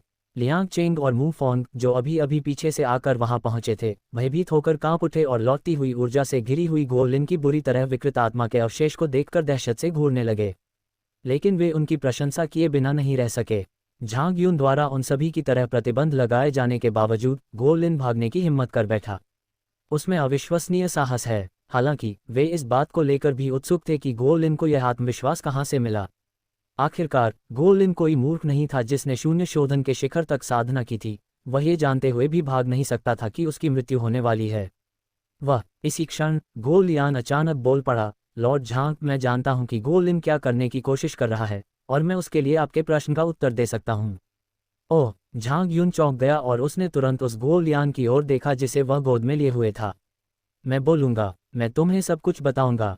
ये देखकर गो लिन की शेष आत्मा तुरंत बोल पड़ी, लेकिन झांग युन ने उसकी बात अनसुनी कर दी और लौटती हुई ऊर्जा का इस्तेमाल करके सीधे उसकी बची हुई आत्मा का मुंह बंद कर दिया। फिर गो लियान की तरफ देखकर कहा, बोलो। ठीक है। गो लियान ने गो लिन की मुंह बंद की हुई आत्मा पर एक नज़र डाली और कहा, भगवान झांग, गो लिन ने आपको अराजक अमर पुस्तक के पन्नों के बारे में तो बताया होगा, लेकिन उन्होंने आपको उनके उद्देश्य के बारे में नहीं बताया। अगर मैं गलत नहीं हूं तो शायद वह अराजक अमर पुस्तक के पन्नों का उपयोग करके आपके द्वारा उस पर लगाए गए प्रतिबंध को हटाने का इरादा रखता है, भगवान झांग। अराजक अमर पुस्तक के पृष्ठ। जब उसने दोबारा उस नाम का जिक्र किया तो झांग युन ने भौहें चढ़ाते हुए पूछा, ये पन्ने आखिर हैं क्या? ये हमारे पूर्वज अराजक अमर प्राणी द्वारा छोड़ी गई कोई चीज़ है। A = A = #O। स्टॉप।